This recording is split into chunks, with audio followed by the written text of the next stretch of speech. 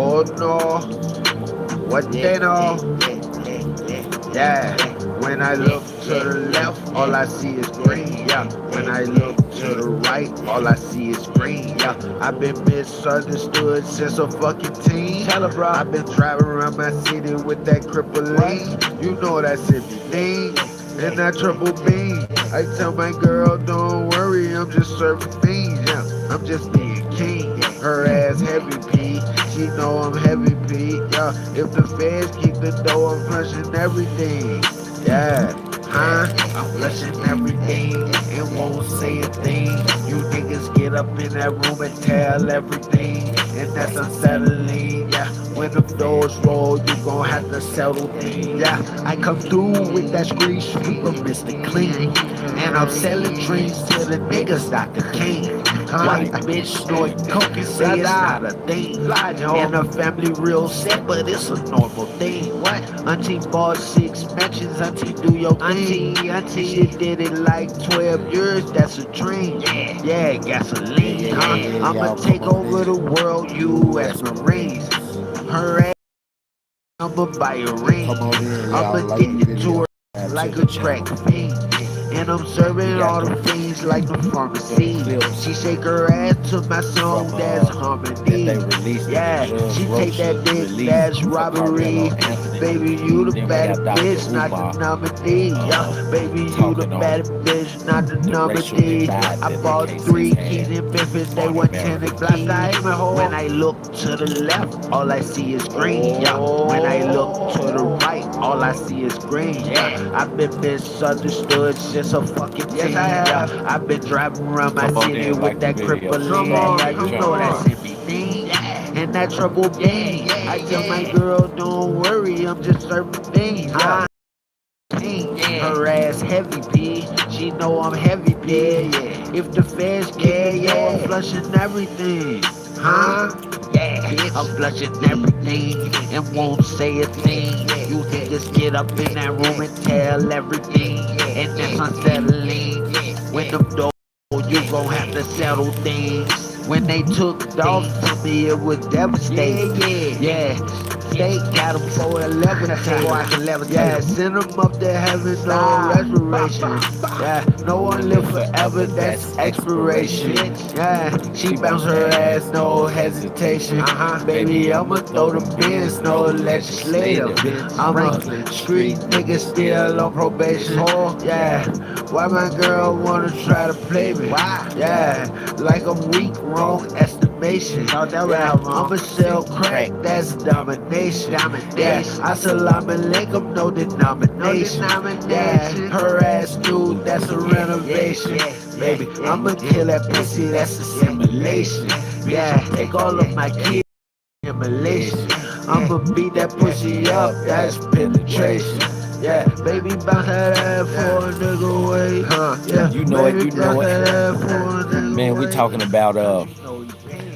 about them clips that just surfaced from the Carmelo Anthony case. The judge just released some clips. They said it's not all the clips though, but he released one of the videos, the body cam footage from the police, and the operator call from one of Austin's friends who called the ambulance. We got that audio call from him and the operator when the operator was talking to him to kind of figure out the situation that was going on. And we got Dr. Umar and Loon talking about how the Carmelo Anthony case has had a racial divide through the U.S. Y'all coming in, come on, like the video, subscribe to the channel. Let's get them likes up. Let's get them subscribes up.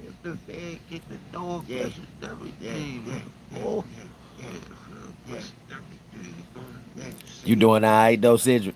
Get up in that room and tell everything. And that's on Saturday. If the doors roll, you gonna have to settle things. You gonna have to settle shit, bro. Yeah, it does happen all over the country daily. Hey, Amanda Ross. Is that the Amanda Ross from Nickelodeon? And my family out I'm in just Frisco. joking, Amanda. No, fuck that. And my family out in What's up, Frisco. Sonny Brown? No, We finna get ready to what get they into it know. in a minute. Y'all like the video, Yeah. subscribe to the When channel. I look to the Y'all left, get all I y'all see is smokeware, green. get Yeah. y'all When I drinks, look to get the y'all right, all I wines, see is y'all green. Yeah. liquors, I've been and get ready to misunderstood sit back since a and chill, fucking cause teen. we finna I've been chop driving it around my city with that crippling. up. You know that city thing. And that triple beam. I tell my girl, Y'all don't like the worry, I'm video, just serving subscribe to the beans. Yeah. channel. I'm just being What y'all king. saying? What Her y'all ass saying, heavy chat? P. She know I'm heavy P. Yeah. If the feds keep it Yep, low, I'm you right, flushing Sonny. Black everything. on black crime, Yeah. it wouldn't have been Huh? talked I'm about. flushing And everything. that is It won't unfortunate. say a thing. You niggas get up in that room and tell everything. And that's unsettling. Yeah. When them doors roll, you gon' have to Both settle sides me. made Yeah. it I racial. come through with that screen sweeper, Mr. Clean. And I'm selling Carmelo's dreams mom to the and dad niggas that made it clean. racial White by bitch snort coke and say it's letting not a the thing. baby In the shaking family real so-called simple, it's a pastor normal thing. put Auntie Austin bought McCleaf's C-sections, dad auntie out of do the your prayer, thing. Auntie she did it like out of the 12 prayer years, that's rather, a dream. right? Yeah, And they didn't do gasoline, nothing to stop I'ma this take man from over the putting Austin world, U.S. McCleaf's dad Marine. Jeff out of the Her prayer ass rather, get the clapping which number made by a ring. um, I'm addicted to her crack like Jeff a crack fiend. And Jeff I'm serving Metcalf. all the It fiends like made a him pharmacy. She very shake her angry, ass to my song, that's and it made him harmony. go on a Yeah, racial she rant take that where he big did cash nothing robbery. for about Baby, 2 you the hours. He baddest just bitch, not the nominee. racially Yeah, baby, you the baddest offended bitch, not the nominee. I bought everyone that 3 he keys came in encounter Memphis, they with, want the 10 in mom, Blocstarr the Imis. When I pastor, look to the left, all I see is the baby green. shaking Yeah, when I pastor, look to the right, all I the see is dad, green. Yeah, I've been and Charleston White, misunderstood since a fucking teen. plus I've been the driving whole around black my city race, with that talking crippling. about how Yeah, y'all you know that stupid thing. and And that trouble how being. y'all I don't know tell how to my raise girl, y'all don't kids, and worry, I'm y'all just kids are 13. gangbangers, and I'm y'all just kids being scare our king. Her kids, ass and y'all heavy need to go D. teach She y'all know I'm kids heavy this, teach y'all P. kids If the that, feds keep me low, I'm flushing and everything. it was Huh? horrible. Yeah, I'm And it's flushing like, look, everything he and got won't mad at say a his thing. parents, You niggas talked get to up his in that room and parents tell about that. everything. You don't And that's have to put them on unsettling. blast, When and them then you doors don't roll, have to you talk gon' have about to settle their things. race, When they took right? off from me, it was Talk devastating. about your own Yeah, race. You they that got man. them for a levitate. You know what I'm Yeah, saying? send them up to heaven, no respiration. Talk Yeah, about no Charleston one live White. forever, You that's know the what I'm saying? expiration. That's who you need to Yeah, talk she about. bounce her ass, no He's hesitation. a Baby, fucking I'ma horrible throw ass them bins, person. no legislative. Yeah, I'm a Charleston White's a street nigga horrible ass still person. on probation. What we talking about, Yeah, chat? why my girl wanna try to play me? Why? Yeah, like I'm weak, wrong estimation. Yeah, I'ma sell crack, that's domination. Right. Yeah, People don't fight no more, man. Well, these kids don't fight anymore. her ass dude, that's a renovation. You know, Baby, I'ma they kill kill that each pussy, other. that's a simulation. Yeah, take all of my kids, that's stimulation. What I'm on? I'ma beat that pussy up, that's penetration. Yes, Yeah, sir. baby, bounce that ass for a nigga Loud. wait. Yeah, baby, bounce that ass for a nigga wait. Cause you know he paying. No expiration, no limitation. Yeah, baby, throw that pussy till the nigga grave. Yeah, nigga, have my money For for you you be need the to pay, bad man. man. Yes, sir. So we gonna start this John off with um we got the body cam auto, right? So we're gonna start it off with that and hear what the officer said and hear what Karmelo had to say. If somebody is treating the victim, then you be over there. Under a memorial pen. Don't reach for anything, all right, man? Stop right there for me. Okay, so this the officer and he has Karmelo in Dispatch custody. 443. He told him don't reach for anything. And they're currently treating the victim. Again, he's on the north end of the stadium. The wind is blowing in his body cam. Any weapons on you like that? Oh yeah, I forgot it was about to storm, so they was getting some strong winds in. 4-4, copy, I'll be in route. Y'all back up a little bit. Come over here for me. Come over here. 447. Okay, they telling people to back up.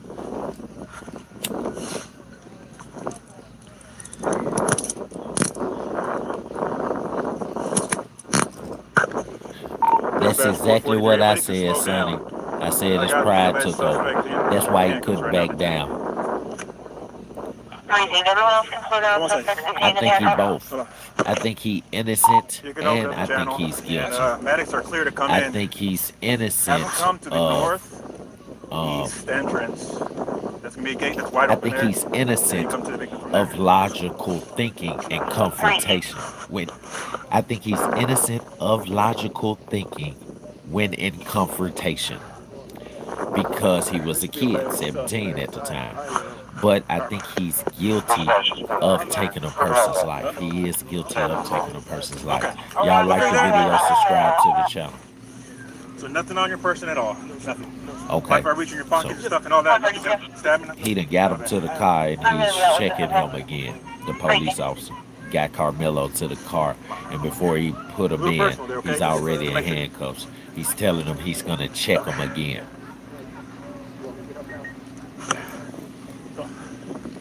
Y'all like the video, subscribe to the channel. The victim's gonna be underneath that tent over there, so I'll get medics. It's in Texas. Memorial tent over there, guys. All right. It's in Texas at a high school track meet. Damn, whoa. Victim, over on the north end. They got staff standing to him right now. This is the suspect. Already? No. I'm gonna see him. Shit.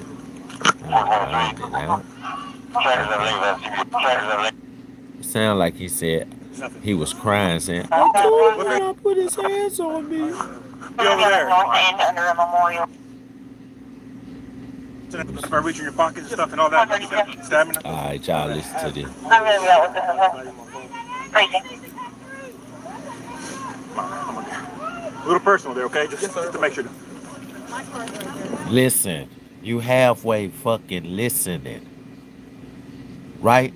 When you're a kid and you're in confrontation, you are innocent of logical thinking because you don't think logically as a kid.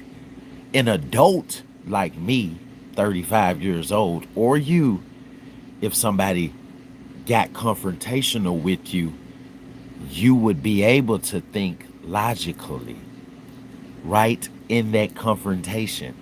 I said, he's innocent of thinking logical in confrontation. In confrontation, not just thinking logical. Everybody can think logical. But with kids, it's a pride thing. They got, he thinks he's big and bad. He's got to look tough. He's got to show the team. I can put this little boy, this little weak boy out of the tent. It's his pride that made him do that. And he wasn't thinking logical.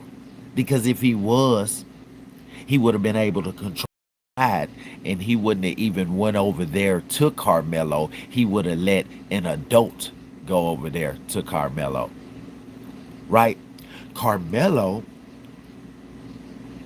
his pride got in the way, and he wasn't logically thinking because he never backed down.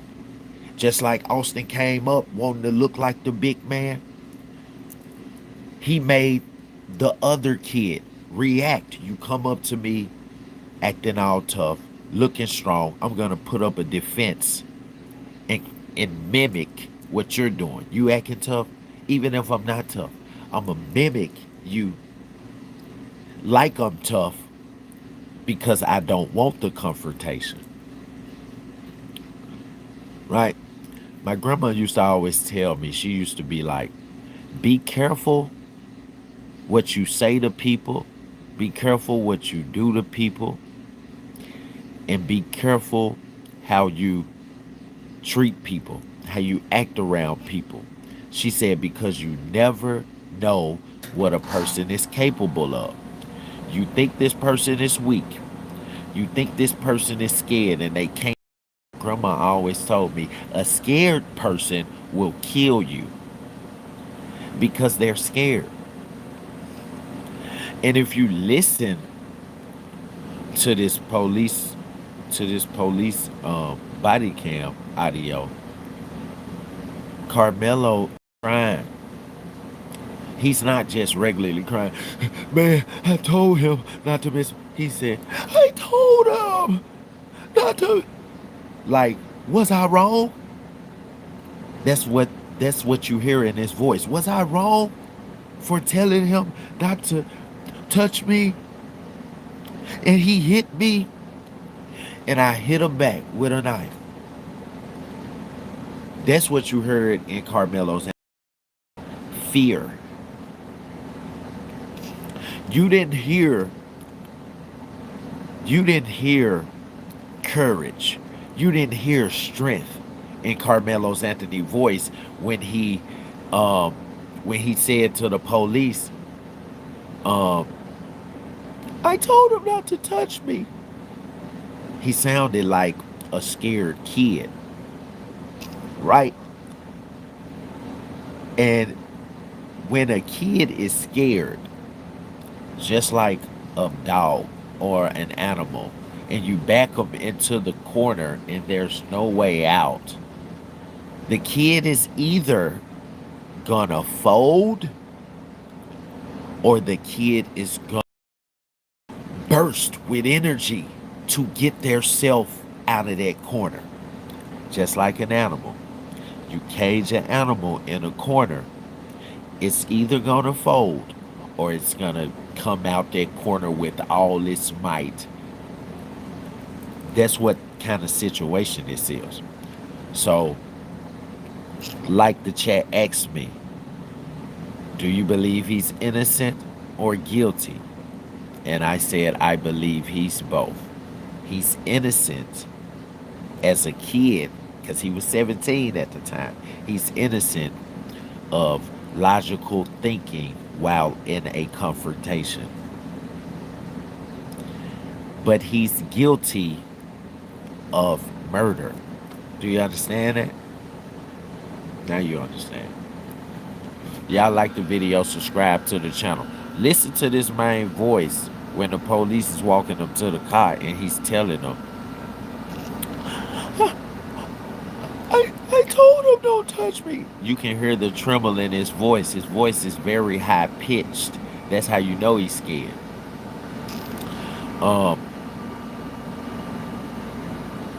One of the scariest movies out is Scream. And the reason why this movie is scary, even if it's not scary, is it because it makes you think it's scary before you even watch it. It's called Scream, right? And you see a guy like this with a butcher knife, and you see somebody like this. It's called Scream. It's meant to scare you by the name. That way, even if you're not scared, the name of the movie puts you in the mindset of fear. So when you go watch the movie, guess what? You feel some kind of fear, even if you're not scared. You feel some kind of fear. You feel fear for the person that's away from Scream. It's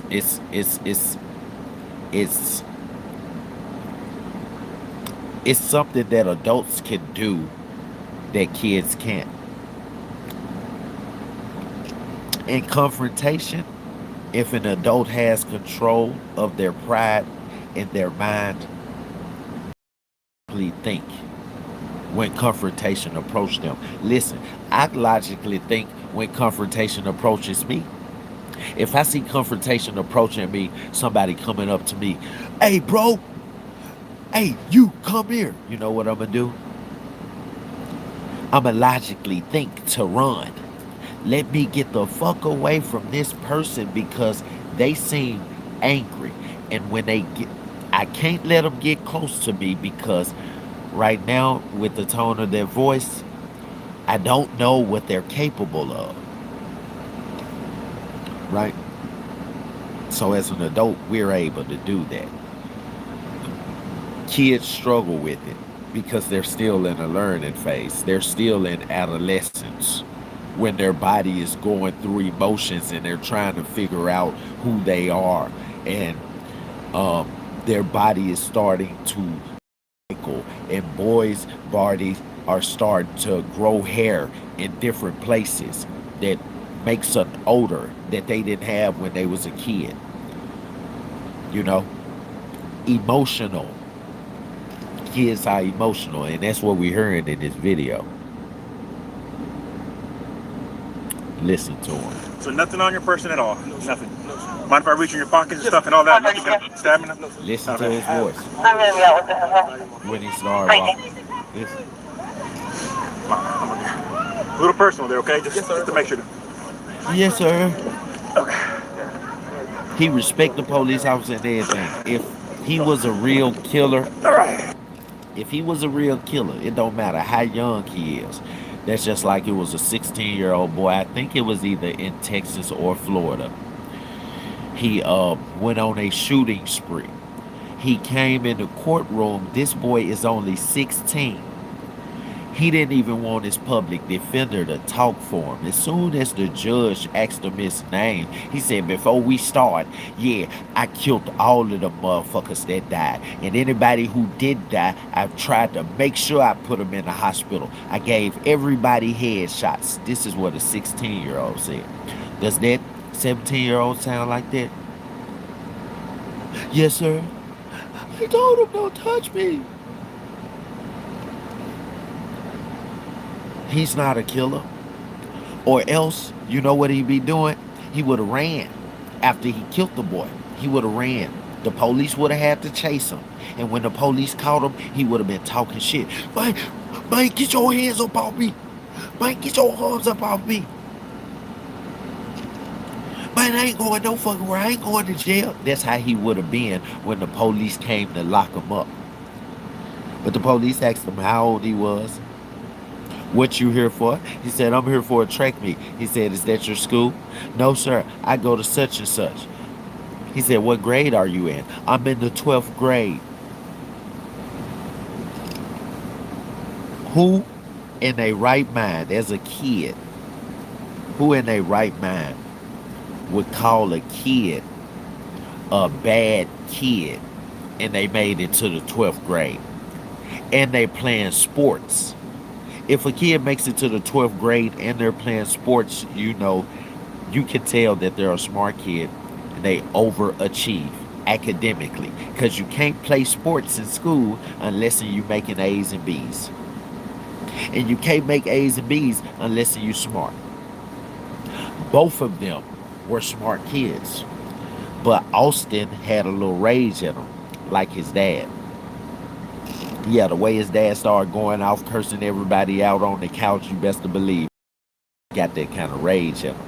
So if you look at the camera footage, you can see when Austin and the other three boys walk up, Austin, his brother, and the other two boys, when they walk up, when they headed over there, it's like somebody called them or something and told them, or they was across the field and they saw him go over there and sit down. Because after Carmelo Anthony sat down, Austin Metcalf, his brother, and the other two guys, they wasn't even 5 minutes off his ass. It's like they was looking over, or they was at the concession, they seen him walk past, they was probably talking about him, making fun of him, and then they watched him and they said, hold on, what the fuck he just go sit under our tent for?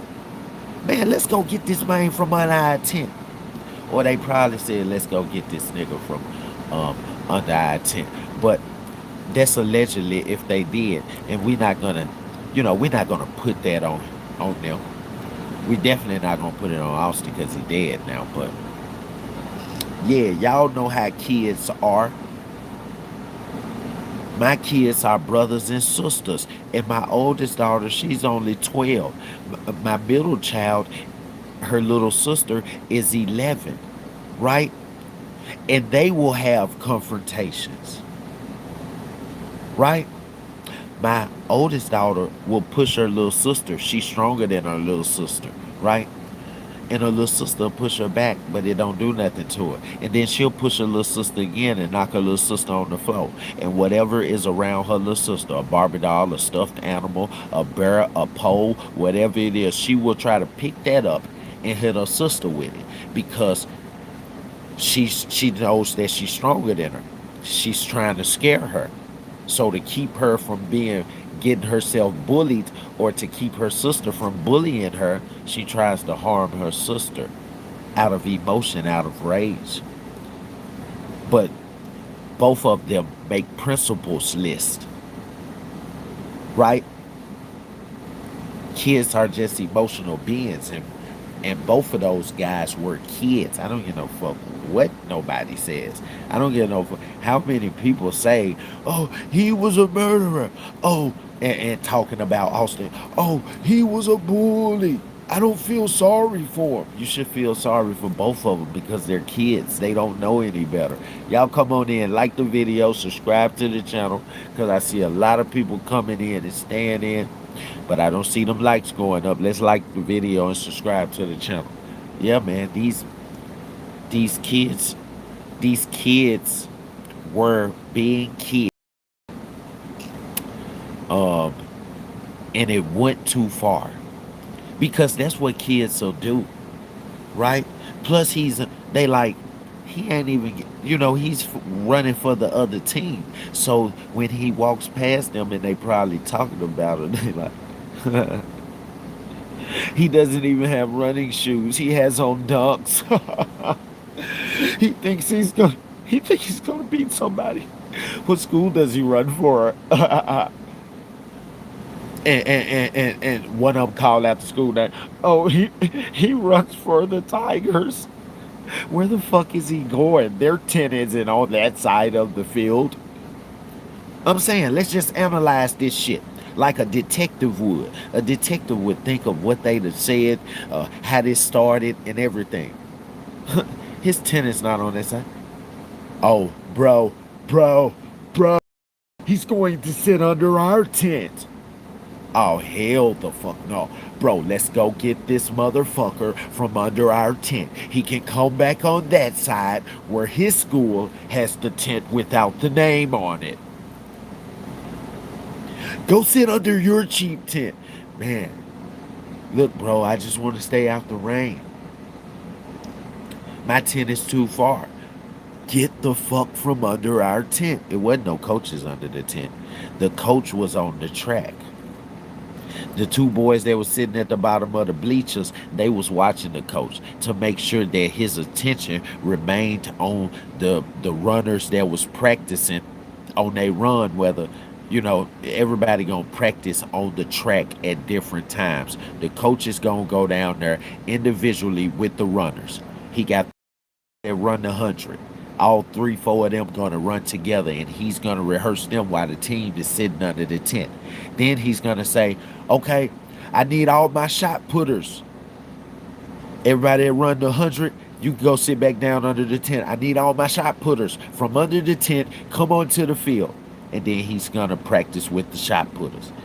Okay, I need all my 200 runners. Come on to the track. Right? So the coach is distracted with the other people that's running. Right? That he's running drills with on the track, because they're not going to run because it's threats of a thunderstorm. Right? So then this is what happened when Carmelo Anthony stabbed that boy, which you really can't see how it happened. People saying, oh, he got jumped. Now, there's supposed to be some footage that the judge struck from the trial. There was a closer view, a camera from the side of the stadium they was on. But he gave us the footage and the jury the footage from the other side, right? So this is what happened.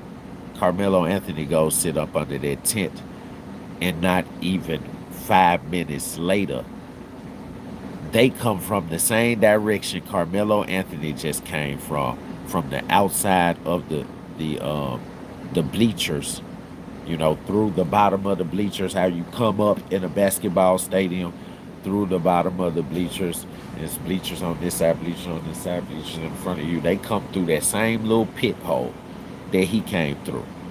And they come up, and you can tell by the way they walking, they mean business. Look, we don't care what school you're from, dude. Get from under our tent. And I can just imagine Austin. You know what I'm saying? His brother, his twin, is the softer twin. He follows Austin a lot. You can tell Austin was the leader because when all four of them took off, Austin was walking with his chest up, and he was kind of leading them. He was walking with a stride, like, I'm going to handle business, like it was somebody bullying his girlfriend. And he was going with his brother and his friends to jump this fool. And when he got to the tent, they stood with their backs. When Karmelo got to the tent, he sat down. He faced the field. So we could see him sitting down facing the camera across the field. When they got to the tent, they surrounded Karmelo and stood in front of him with their backs to the camera. So you couldn't see what was happening to Karmelo in front of them. You couldn't even, they were standing so close together, if anybody swung or anybody hit anybody, you couldn't even see when Austin pushed them. Him, his brother, and his two friends were standing so fucking close together, surrounding that man. Two students, this how you know that Austin was, and I'm not going to say he was a bully, but Austin was bullying Karmelo at the time. This is how you know, because when Austin and his brothers, and Austin, his brother, and the two friends came under the tent, they had black hoodies on and gray sweatpants. Karmelo had gray hoodie on, right? He might have had some navy blue or some dark red sweatpants on. They stood in front of him. 2 or 3 students started when they came up and stood in front of Carmelo Anthony. 2 or 3 students rushed from under the tent like, these folks finna be with the shit. I'm not finna be over here because I'm not finna get in trouble with them. They left. When people was walking by before the stabbing happened, when students was walking by, they at the bottom of the bleachers. These folks in the middle of the bleachers, not at the top, but they at least, I say 12 to 15 bleachers from the bottom, where the kids walked from the tent to the bottom when Austin and them came up to the tent, right? When students walking down at the bottom of the bleachers past the tent, everybody that walks past keep looking up. So no one can tell me that Austin was soft-spoken when he came to him. Hey, bud, this tent is only for our team. Can you move from under the tent? Our coach wouldn't allow it, and I hate to have to go get the coach. I'm the team captain, and we just can't allow you under our tent. If he would have came like that, I believe Carmelo Anthony would have got up and left from under their tent. But because he came with rage, he's a kid that came with rage to another kid. What do we expect? As adults, what do we expect those kids to do? Like I said, I gave y'all an example. If my oldest daughter comes to my younger daughter, and she pushes her, and she's mad at her, and she pushes her, and she calls her a name, and say, Faith, you ugly. You know what Faith gonna do? She just met Faith with rage. Faith ain't gonna tell mom and dad as a kid. I'll have to get on Faith's ass and say, hey, just because she pushes you does not mean that you get to push her back. Call your mom or dad. Because if one of y'all hurt each other or killed each other on accident, the judge is not going to blame you. You know who they're going to blame? They're going to blame mom and dad because there were two adults in the house that were responsible for these kids. But my daughter is not going to come to me. And she's a little bit shorter than her big sister, right? And I would say they're like the mini versions. You can say Austin is my oldest daughter, Cherish, and Carmelo is my youngest daughter. When Cherish pushed Faith, Faith pushed Cherish back. Faith didn't come and say, Mom, Dad, Cherish just pushed me. That's a kid. That's what kids do. They they get caught up in arguments and fights with each other, and they forget that everybody makes mistakes. They that they're making a mistake by talking about this kid that's making a mistake, right? That's not how you handle it. Go get an adult. Go get an adult. And this is how I know that I know that Jeff is a racist, right? He said so many racist things while saying I'm not a racist, but let me say this racist thing to get you guys stirred up on the internet because I know it'll go viral. Hey Carmelo, how about watermelon felon? That's racist as hell. And if you wasn't racist, you would have never said it, right? You're an adult.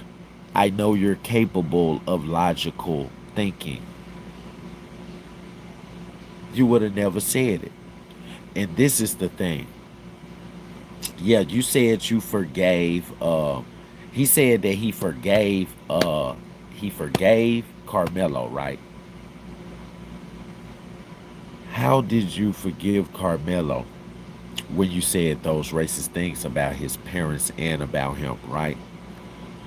And about a stupid ass blogger named a stupid ass streamer named Charleston White that was only fucking with his family to humiliate his family. That's a black guy that don't even fuck with black people. He don't even like us. He don't even like his own race, right? He loves he loves when black people are down. So he feeds off of it. And they were his parents, Carmelo's parents, were too unwise to realize that Charleston White is a vulture. He's a raven. He preys off flesh. You know what I'm saying? He preys off flesh. And if you let him in, if you let him into your circle, if you let him into your realm, he will bite you as soon as you got your head turned. He will bite you, just like he bit Carmelo's parents, just like he bit Carmelo, making some fucking t-shirts with that picture that went viral of Carmelo with a watermelon head and his face painted like a fucking watermelon in a prison suit. And he's only 19. How could you fucking talk about a kid like that? You've ever been a kid? Have you ever been a kid and made a mistake? Have you ever been a kid and almost killed yourself? Yeah. Yeah. We used to stay in the damn my auntie had a nice ass house in East Memphis before East Memphis went down, right? She moved out way before it went down, but nice ass 2-story house. The street that she stayed on was called Jenkins. I love going over my auntie house because all the houses set on a hill, and the driveway in the yard was sloped downward to the street. Then the street was straight in front of my auntie's house. The first 5 houses on each side of the street. The street was straight and flat, but then it was a steep ass hill on the other half of the street for about 10 or 11 houses on each side. If you go down that hill, you need to be pressing your brakes But I wanted to try to go down that hill without my foot on the pedal so I couldn't press the brakes. And when that bike started to go, when it started to go above the speed it was supposed to go, the front wheel started to do like that. And you know what it did? It flipped me. And I was like this close from my head hitting the curve instead of the grass. Right? And if my head would have hit the curb, guess what? I wouldn't be here today talking to you. I almost killed myself. But that's because I was a kid and I wasn't logically thinking. I was thinking, what's the most fun thing about this? Or what can I do? What can I do dangerous? That's when Jackass first came out. Like they was when they first came out and they started to grow popular and shit on MTV. I was probably like 6 or 7. And they used to do stupid ass shit. So all the kids of my generation, even though we were very smart and everybody went to school and it wasn't that many dropouts from my generation, a lot of us graduated. But as a kid, we did stupid shit because we watched some shit on MTV called Jackass, where a group of white guys would just do the stupidest shit. They take a bike and come off a 2-story roof of a house into a swimming pool on a bike. I can't, seeing something like that as a kid, I'm not going to think logically. I'm going to say, man, I can't wait till I go over my white friend house out there in the suburbs. He got a 2-story house with a pool in the back. I'm going to try to see if he'll let me see his bike and can we get on the roof some kind of way and do what they just did. And all I'm saying is, from that, as kids, we didn't think logical. So we can't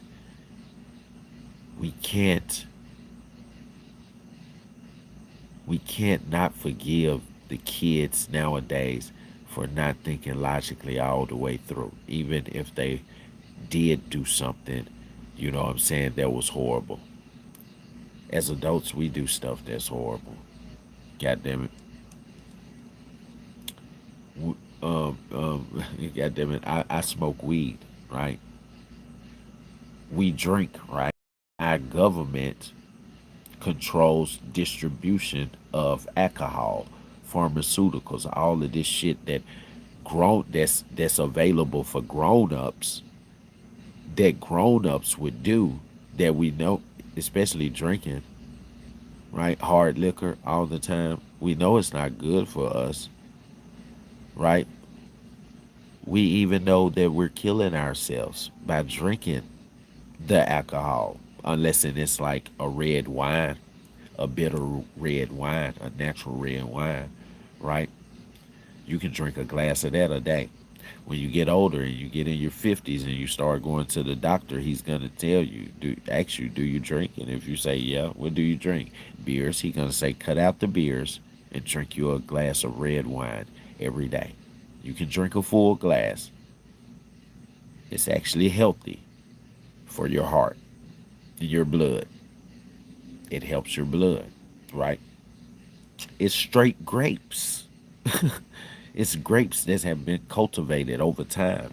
So, I mean, we know we're killing ourselves. But do we want people to judge us because we know we're killing ourselves by drinking hard liquors, vodkas, tequilas, and shit like that? No, we don't want people to judge us. We don't even want people to look at us a different way. If people hate us for it, we would want them to forgive us for it. Right? Kids are being kids and they both of them just took it too far. Rest in peace to Austin. And I'm praying for you, Karmelo. Yeah, because you're finna go through some horrible things. You're finna have to endure some horrible things. but you got a chance to appeal, and you got a chance to um, be able to have a future, because they gave you 35 years. They didn't say 35 years to life. Now, if they would have said 35 years to life, even after you serve the 35 years, you're still going to be in there till you die. That's what to life mean when they put to life on the end. If they say 25 years to life, not with no chance of parole. You won't get a chance of parole. Your 25 years will pass, and you'll be thinking you're getting out, but they said to life, so you life. They couldn't put a number on it, so they said in between 25 years to life. You basically got life. That's what you're gonna have to serve, right? So Karmelo didn't get life. He got a life sentence, which is a life type of sentence. It's a life type of sentence numbers, right? He got 35 years.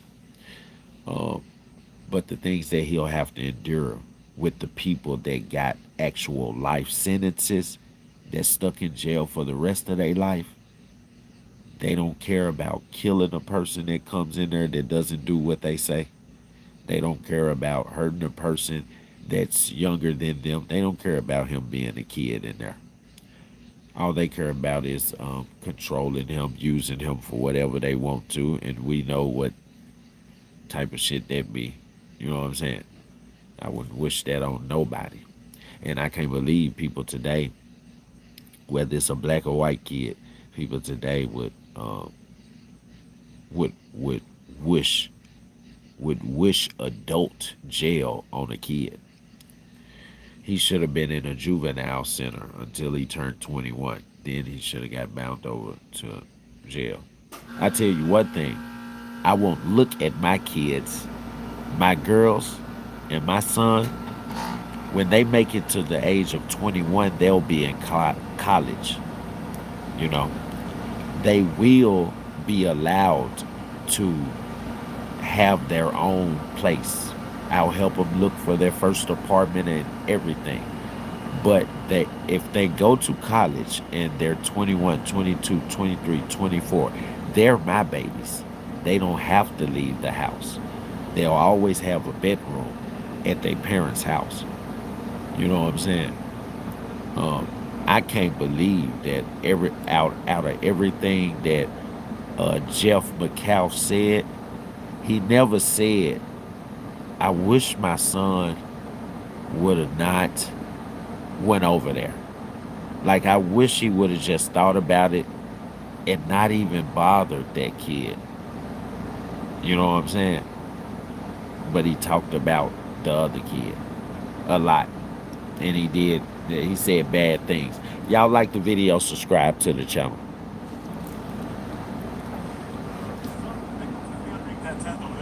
Okay. Medics.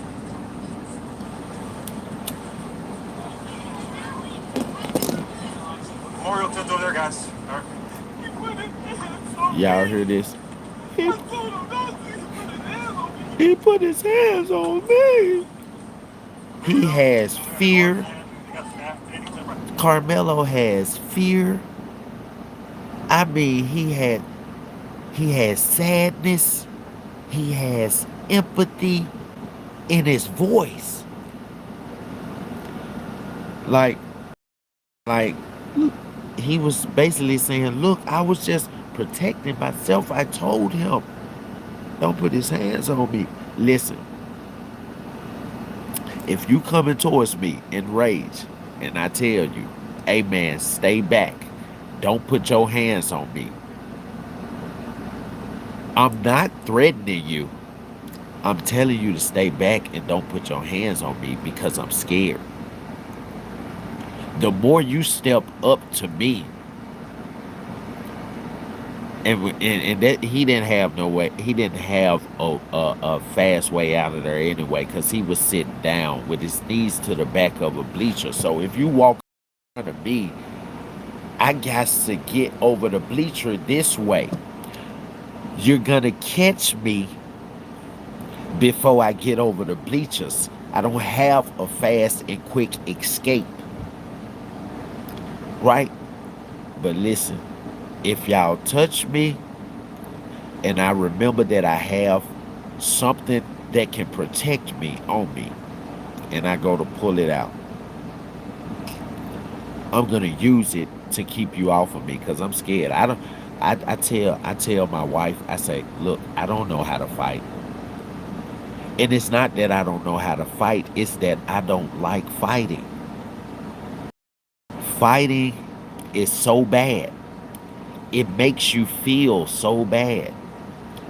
Even if you win and you put some knots or you hurt the person, you hear people talking about it for so long, and it makes you feel bad that you would even do something to a person like that.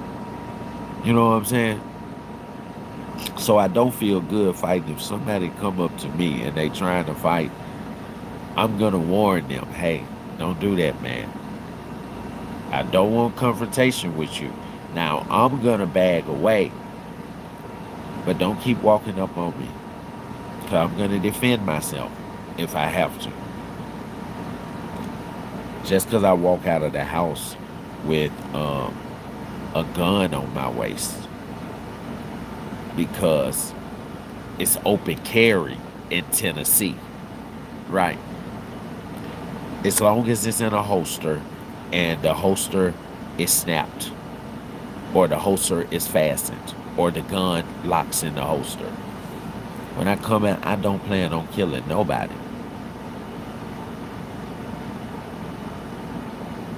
I don't like fighting. I don't want to ever have to kill nobody. But if somebody threatens my life or my well-being, like when I was a kid, I didn't like when people hit me in the face. Because people used to try to bully me because I did fight. They, so the kids did, it's like I was from the hood. We all in the hood. It's like the kids, like, they little kids too, but they like, hell no. They like, if you're gonna be in the hood, if this your hood, just like it's our hood, you got to fight. You got to show that you tough. If you don't, we just gonna chunk you. So a lot of times I was forced to fight. You know what I'm saying? And most of the times I won, unless I was jumped. But I only won because I didn't like getting into fights because I believe fights make a person look ugly. It swells up your face if they hit you in the face, you black your eye. So the guy he hit me in the face and it felt hard to me. But my face didn't swell up and my adrenaline was rushing. And that just made me go off on him. I hit him in the head so many times. He put his head down. I uppercutted him so many times. I was 8 years old. And I think he was like 10 and he was very heavy set. And I'm the little guy. And he's going to put me in a headlock. You think you finna have me in a headlock the whole time? But guess what I did do as a kid? I didn't go get my parents or tell an adult. I didn't even yell for help. I was scared. And I was surrounded by kids and grown people that I didn't know in the hood, and I had to fight. And they wasn't gonna let me leave unless I won that fight or I fell out. Like he whooped me and knocked me out. So I either had to win that fight and leave walking away or lose that fight and probably wake up at night with the street lights already on, late getting home, beat up, and I'm finna get an ass whooping when I get home because I should have been home before the street lights came on. That's what my grandma always tell me. Get your ass home before the street lights come on if you leave from in front of this house.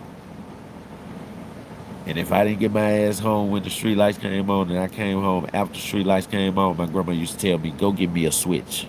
I used to have to go get a switch off the bush. I'd try to get the weakest, thinnest switch. And my grandma would get that switch and she sent me back to get another one. She said, and you're going to keep going back until you get me a switch, a nice size to whoop your ass. Then I'd probably bring her about 3-4 switches, right? By the time I get that 4th switch, she already know it's gonna be small. She'll be taking those other 3 skinny switches, and she'll have them in between her legs, and she'll be braiding them like she braiding somebody hair. She'll be braiding those thin ass lime green switches that's like hard to break. She'd be braiding them up. She'd be like, it's okay. I got me a switch.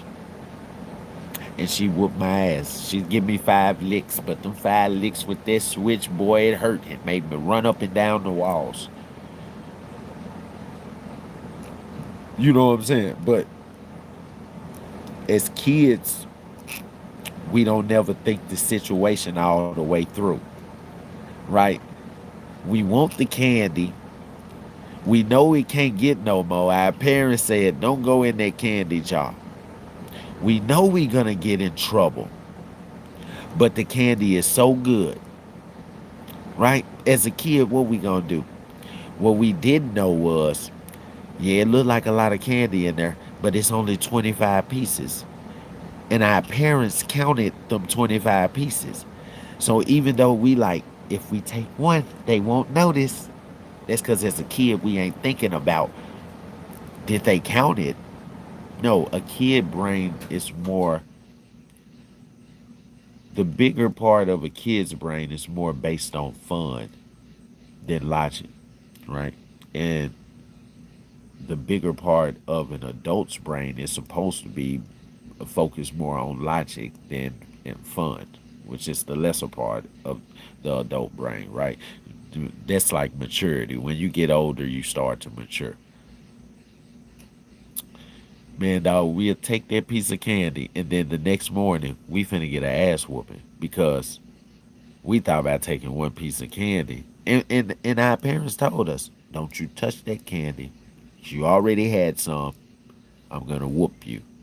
We still go touch it. Let me get one piece. They won't notice. And all they do is wake up in the morning and we still sleep, and they go in there and they pull the candy out and they count 24 pieces. They like, didn't I tell you? You think they got eyes in the back of their head. Kid. You like, how did they know? We don't have cameras in this house. You're a kid. You a kid. You silly. They counted them. Something you didn't do. You just wanted the sugar. But yeah, that boy's scared. He in fear for his life. Progress for a little bit. Freezing. Yeah, you can hear him. He's still crying.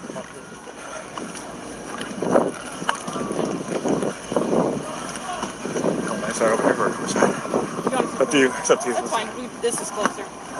Let me do one more little check of you, okay? Yes, sir. You don't have ever reach in your pockets, anything like that? You good?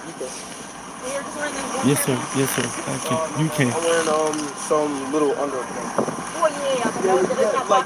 No, ma'am, I don't think so. No, ma'am, I don't What's your name, think man? so. Carmelo Anthony, Karmelo. Show me out. Okay. Freezing.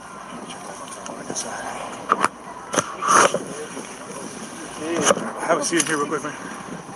Watch your head. Let me check your hood here, buddy, okay? Yes, sir. Well, I'll tell you what, lean this way so you're not resting on your hands, okay? Yes, sir. All right, see a little bit of blood on Yes, your sir. hands there, okay? Yes, sir. All right. Yes, sir. So your Yes, first sir. name is Carmelo? That's how you hear. Karmelo. Let's see, hold on one second. He ain't, I don't know he your ain't name. not Carmelo, one C-A-R-A said, K-A-R yeah, man. M-E-L-O, Carmelo. What's your last name? He don't sound like a kid. A-N-T-H. That's how I All right, know it we're was ready. a mistake.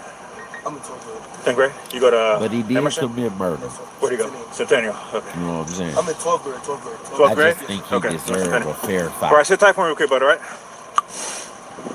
All right, let me run this guy real quick. I haven't talked to him at all. Hold on. And I'm just protecting myself. Now,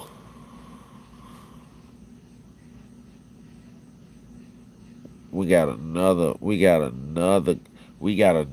sound clip from the other responding officers.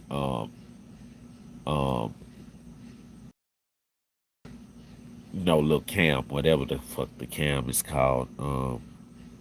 A Collin County judge just released multiple videos and images used as evidence in the Carmelo Anthony murder trial. A jury convicted Anthony earlier this month for the murder of Austin Metcalf at a high school track meet in Frisco.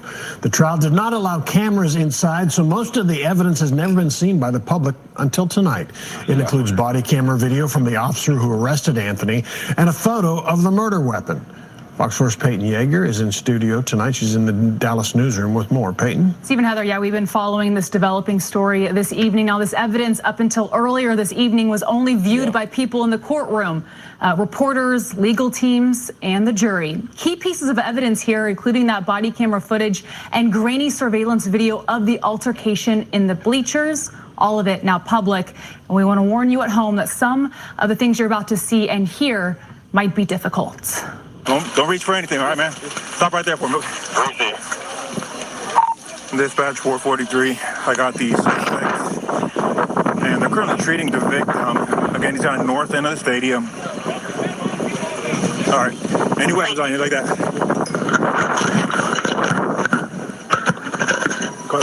Newly released body camera video shows the moment Carmelo Anthony was put in handcuffs, April 2025. So nothing on your person at all? No, sir. Nothing? No, sir. Mind if I reach in your pockets and stuff and all that? Nothing stabbing? No, sir. Shows a different officer's body camera video. This is the alleged suspect. Okay. I am. No, I'm not. Well, I know how it goes. I'm not alleged. Okay. The arresting officer then stands Anthony up and walks him out of the. That's what messed him up. That's what messed him up, y'all. He just incriminated himself. Right? Now, let's go back. Right? We finna go back to the first officer. I'm finna show y'all something. I'm finna show y'all how the officer was in the wrong.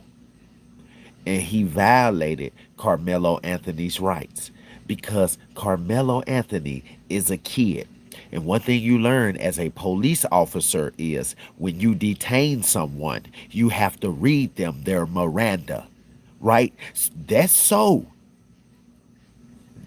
you can remind them that you have the right to remain silent. Look, the Miranda is a law that enables the court system to find you guilty for anything. If you're speeding, right? And the police is in traffic with you and they're speeding, right? And you speed past the police, but they're speeding, right? And they pull you over and they say they pulled you over for speeding. They're violating your rights. You know why? Because how can they pull you over for speeding if they didn't clock you? That's what they have the clocks for. Those guns are for them to clock you so they can be able to pull you over for speeding. If they're not clocking you, they can't say you're speeding unless they're speeding. They can't say you're breaking the law unless they say they're breaking the law. Right? They can't uphold the law if they're breaking the law. Right? So this is where we're finna go back to his clip. Now watch this. He doesn't read Karmelo his Mirandas at all. When he first come up to him, he's supposed to say, listen, you're being detained. You have the right. He's supposed to tell him he's being detained. Right? You have the right to remain silent. Anything you say can and will be used against you in the court of law. Right? Watch this. He wasn't supposed to speak unless he had a lawyer present. if you see it in the movies, I've witnessed it in real life from being black, growing up in the hood, right? As I was growing up, I've been violated by the police so many times, right? Um, I had an excursion, right? I was like 26. Um, I had a warrant out for missing court in one of our suburban areas here in Memphis, missing court in Bartlett. Um, at the time, I was homeless. I was living in my excursion, right? Look at me now with the lake view. Look at me now with the fucking lake view. Look at me now, huh? Yeah, with the fucking lake view. Spending over $1,200 a month for my kids and my wife to be able to live good. It's not just for me, right? Because now I have kids and a wife. But I was homeless, and my big sister was letting me stay in her driveway. Like, she had kids. She had kids and family members of her husband. They were all living together. It was her husband's auntie house. She died. She was paralyzed from the waist down. She died, and she didn't leave her house to her sister. She left it to her nephew, my sister's husband. 40 acres of land, a 30-acre lake, right? Fishing and everything. So she was letting me stay in her driveway, right? She used to tell me, you can come in and you can sleep in our room with us. And I'll pull you out the air mattress and stuff. She was like, my husband can't tell me that. My brother can't see. I'm like, no, y'all good. I don't want to invade y'all privacy. And I'm at a down point in my life. I'm at one of the lowest points in my life. Everybody I call on, no one helps me.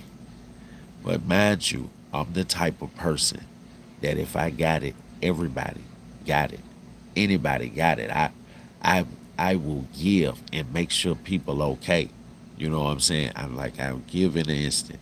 If you ever call me and you need me, I'll be there. Really, like the fucking song. I really am there for my people, my friends, no matter what they color is. Latino. I got some Thai friends. I got some black friends. I got white friends. I got plenty of white friends. Like, I fuck with them tough. They my white friends, they've been fortunate their whole life, but they naturally giving and loving fucking people, right? I never watch this. I'm gonna show you how naturally loving and giving they are. The police. I'm at a gas station. I only got $5, right? And my gas tank is on E. And I need to have gas in the truck to run the air because it's the summertime. It's hot as hell outside, even at night. So I'm cutting the truck on and off, so I can be able to sleep. And I'm at the gas station. I'm finna put my last $5 in there. So when I get hot at night, because it's very humid in Memphis, when I get hot at night, I can turn the truck on, right? And know that I got a little gas in there to blow some cool air and cool the truck down, like get it real cold inside of the truck and then, turn it back off. The police were responding to a call. The police in that area, I already knew that the police thought I was a drug dealer because they see me driving around in the area all the time. Like it looked like it looked like I'm selling drugs. It looked like I'm one of the drug dealers in the area, because that's what the young drug dealers do. The younger drug dealers in their early 20s, that's how they make so much money in Memphis. They drive everywhere. They'll come to anybody, you know what I'm saying, instead of bringing everybody to them. So I'm already knowing, and plus I'm black and I got dreads and I got an excursion. Even though I'm homeless, my excursion is my home. So anytime I get some quarters, I'm going to the car wash for the pressure washer, and I'm going to keep my truck clean. You know what I'm saying? Because at the same time, I don't want people like looking at me and judging me. I don't even really want people knowing what's going on. But my big sister know, right? She know I lost my apartment and shit, and I felt like giving up on life, right? So I'm at the gas station. The police pull up to respond to a call. A woman walk out the store without paying for her beer, and by the time the clerk notices, because he was talking to her, she kind of like swindled him. You know what I'm saying? And by the time she got out the door, he couldn't press the button to lock the door, to lock her inside the door. He tried to run after her, but somebody else was driving for her. She hopped in the passenger seat, pulled out, so they called the police for it. Right? I go ahead and get my $5 worth of gas, and I'm pumping my gas, and the police pull up. It's a white guy and a black guy. The white guy's driving, and he goes into the store. But they looking back at my truck and me at the gas pump. I'm seeing them, even though I'm like peeping around the gas pump. And I'm like, fuck, I cannot get pulled over or afford to get pulled over because I'll get locked up, right? That's another thing. My big sister had got me a job at Technicolor, right, which is the DVD company and the animated filming company here in Memphis. First filming company to ever exist. They responsible for movies like Black Panther, like they do the graphics and the characters and all of that. Technicolor does. So I get a job with them, and I start next week, right? My big sister, she goes up there with me and help me to fill out the application, and I do the drug test, help me to pass and get the job, and I get the fucking job. So I'm like, I just gotta make it till Monday. You know what I'm saying? And my big sister gonna be able to come across some money and give me some gas money, and I'll get me and her back and forth to work. And this is how I'm finna get back on my feet. Man, so I say, I'm finna leave the gas station. I'm finna hurry up before they take the report and shit. Tell me why they don't even take the report. The white guy say, there he fucking go. That's him, right? I pull out from the gas station. I gotta turn a street up. So I gotta go past this light. I go past the light and I look in my rear view. I see that they is right at the edge of the gas station driveway. I told myself, I said, man, if they turn this way, they finna try to come after me. Now watch this. I didn't do nothing wrong. They haven't ran my tags, so they don't know that I got a warrant. But as soon as I was looking in my rear view and I'm just finna make it to my sister's street, I look in my rear view, they pull out, they turn towards me, and they instantly turn their lights on. I'm 2 lights up ahead from them, and they speed up. By the time I turn on my sister's street and get to the 3rd house, they right behind me with the lights on. They ain't even got a right to pull me over. So I keep going, but I don't speed. I just do the speed limit. It's 25 down the neighborhood street. So I'm going 25 miles per hour all the way to my sister's house. Now, my sister's house is private property, right? And it's gated. When I drive through that gate, they had no right to pull me over. They can't come on her property. But they do this time. The reason why they come on her property is because when they tried to pull me over and I didn't pull over, they went on ahead and ran my tags and saw that I had a bench warrant for missing court, for a misdemeanor citation in Bartlett. So they wanted to get me, but I was like, hell no, right? So I pull up to my sister's house, I hop out the truck, and I run. I don't run in my sister's house. I run through the back field of her house, because remember I told you, this 40 acres of land, and it's a 30-acre lake. And I know the field on my sister's land. I know the field and where the lake meets at, in the shallow parts, in the ditches. I know it all, like, in the dark. So I'm running to my little ditch spot, right? And I'm finna run. I run into the trees and I slide down. I don't care about getting my clothes muddy. All I care about is staying free so I can get this job, so I can start this job Monday, so I can make some fucking money. Because I said, if I stay free, right? Remember, I'm homeless. I'm trying to get back on my feet. I said, if I stay free, even if they put a warrant out for my arrest, I can make some money. I can make a couple of paychecks and then go turn myself in and be able to make the bond to where I can still go back to work the next day, right? But they don't do that. They search around my sister's yard for me, and then I hear the dogs.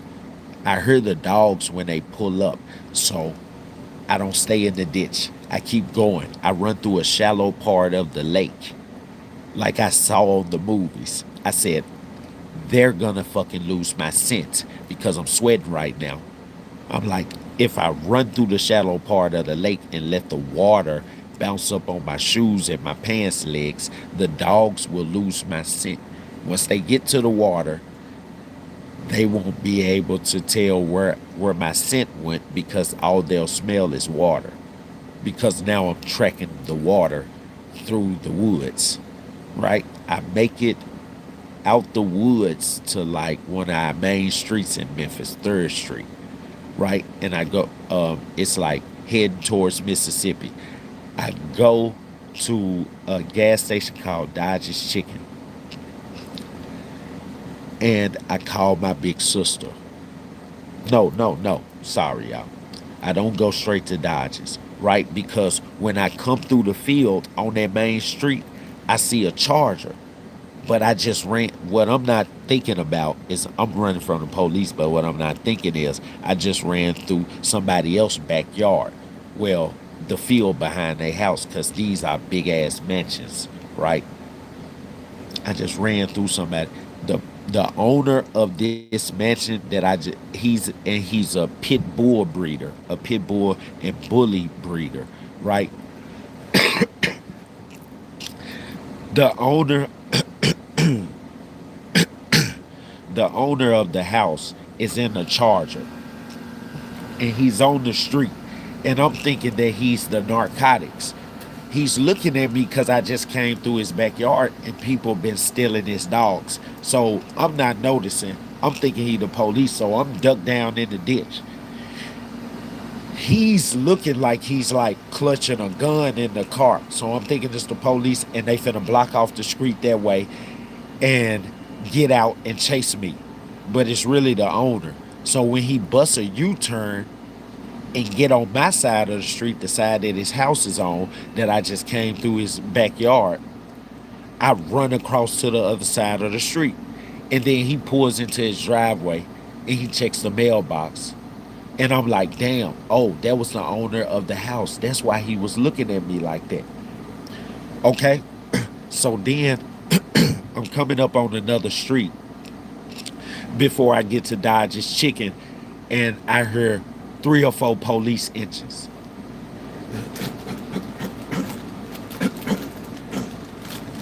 Right?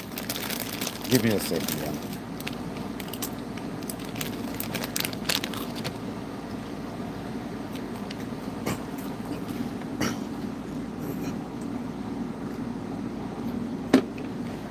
Yeah. So I heard 3 or 4 police engines, right? I'm like, fuck, they coming this way. It's a church diagonally across the field in the front of me with a graveyard on the side. And the graveyard has graves dug out, and they got the blue tarp. That blue tarp that they put over roof when roofs get damaged on houses from storms. They got the blue tarp over the grave sites. I know if I keep running, the police is going to catch me. Because one thing my grandma always told me, you can do dirt, boy. But one thing, and you can outsmart the police. But one thing you can't do is outrun a walkie-talkie. And this is when I heard the police cars, this popped up in my head. My grandma saying that popped up in my head. And I instantly knew what she meant. I said, now if I keep running and the police see me, no matter which way I run, they're gonna go over the walkie-talkie and say, hey, he's running north. If it's already a police officer north, south, east, and west, because they looking for a guy that just ran from the police. No matter which way I run, if I let them see me, they're gonna go on the walkie-talkies and they're gonna block me, and they're gonna be able to catch me and arrest me, right?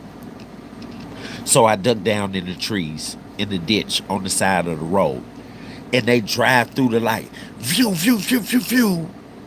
Woo, woo. Okay, I'm finna get up and run. I need to make it to the church. I need to make it to that graveyard, because that's where I'm gonna lay down and stay till I can't hear any more police sirens. Man, here come another police officer, about 2 more cars, but they coming from the direction that the other 4 just went through the light, right? They coming my way, this way, through the light.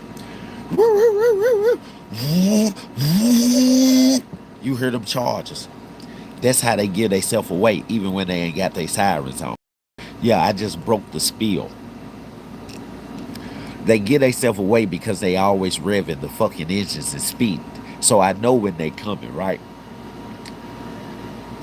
I fuck around. I lay down, right? Soon as they pass through the light, I'm on all fours. I'm crawling on the side of the road. I don't want nobody to see me because I got on bright colors, right? I didn't just rob somebody. I'm running from the police so I can remain free, so I can, because I'm homeless right now, living out my truck in my big sister's driveway. I need to remain free because my big sister just helped me get a job at one of the first film producing companies that started here in Memphis. The first, which is Technicolor, which any Marvel movie that's being made is being made through Technicolor. They staff, draw the characters up and everything. Everything is leased through Technicolor, right? So I'm ready to work this job. When I make this money, it's what's going to get me back up on my feet, right? And I'm going to start off by, when I get my first paycheck, I'm going to get me a hotel. I'm going to get me a hotel room. That's where I'm going to start. And I'm going to build myself from there. Be able to take me a bath and shit, you know, be able to get me some rest, and be able to have my own space and my own peace so I can work on the next step, which is getting me another apartment, a better apartment. Not in the hood this time, but in the suburbs, right? So, fuck around. They pass through and crawl on all fours up to the light very fast because I'm not that far from the light, right? And then I look both ways, make sure I don't hear no police, and I dash across the field to that church, to the graveyard. As I'm making it to the graveyard, I push all way hard. I'm talking about like I'm running track, like I'm at the very end and I'm putting in all the hardest sprint I can. I hear the Chargers coming back my way, and it sounds like they behind me, but I'm not going to take the time to look back, because what people don't realize is back, it slows you down. It slows your pace down, right? So I'm looking forward and I'm running. Man, soon as I get to a grave site, I lift the tarp up. It's a hole in the ground. I jump in the hole, put the tarp back over the grave site. And man, I sit in that motherfucking grave. You know, it's not a casket or nothing. They pre-dug the grave, right? But it's not 6 feet. They're going to drop a casket in there. And they're going to do the ceremony. And when y'all leave, they're going to take the casket. They're going to put that inside of a stone casket, a gray casket made of stone. They're going to put your casket inside of a gray casket made of stone. And then they're going to seal that stone casket. They're going to put a top over that. And that's so shit like rats and shit underground won't be able to smell your body. They won't be able to eat your body. Right? They won't be able to eat your remains and shit like that. Right? And when y'all leave, they continue. They finish digging that grave until it's 6 feet, and they put that stone casket, because it's way taller than a casket. They put that stone casket in the ground. So I'm in the 3 feet, where it's 3 feet, because they probably finna have a funeral or something tomorrow, a burial or something tomorrow, right? So I'm in there by myself. It's dark as fuck in there. I don't care about, see, that's why I say criminals be dumb. Because I'm not even a criminal, but I'm doing something criminal because I missed court because I couldn't pay on a citation because I'm homeless, right? So at the same time, I done got a job and I start next week, and the police is trying to pull me over because sometimes I drive around. I can't just sit in my sister's driveway all day. And then her kids, I'm their uncle. You know what I'm saying? They don't know that their uncle is homeless. You know what I'm saying? So when they come outside and play and stuff, they like, hey, Uncle Mario, I give them hugs. It hurts me. And I have to pull off. You know what I'm saying? Because otherwise, I mean, they only 5s and 6s and 7s. The oldest is like 7 or 8. Right? But she had like 6 kids. All of them basically babies. You know, so I pull off, you know, and I'm driving around. But the police, they not pulling me over. But it's like they looking at me. I'm driving around in the same area because I'm going back to my sister's house. I can't go too far because I don't have the gas. Right? So I can really only make the block. Go sit at the do-it-yourself car wash for a minute. They see me there. Right? I'm not always washing my car. They probably think I'm serving there, but no, nigga, I'm just getting away from my sister's house, letting them get some space for the day, and chilling somewhere where I have some privacy to sit back and close my eyes and ain't got to worry about people walking past the damn truck saying, is this nigga sleep in the truck? You know what I'm saying? Go sit in Walmart parking lot, shit like that. You know what I'm saying? But Walmart ain't got no trees in their parking lot. It's hot as hell. I can't find no shade and shit, and I can't run the truck all fucking day. So I go sit at a park or something like that. Police driving through. They seeing me at all these different spots multiple times. They like, he must sell drugs. So they wanted to violate my rights, and I wasn't going. You know, they discovered I had a warrant No, you know what? They didn't even discover I had a warrant. Right?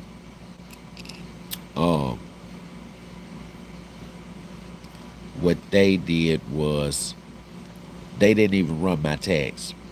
That's what I remember. They didn't run my tags because if they would have ran my tags, they would have known I had a warrant, right? And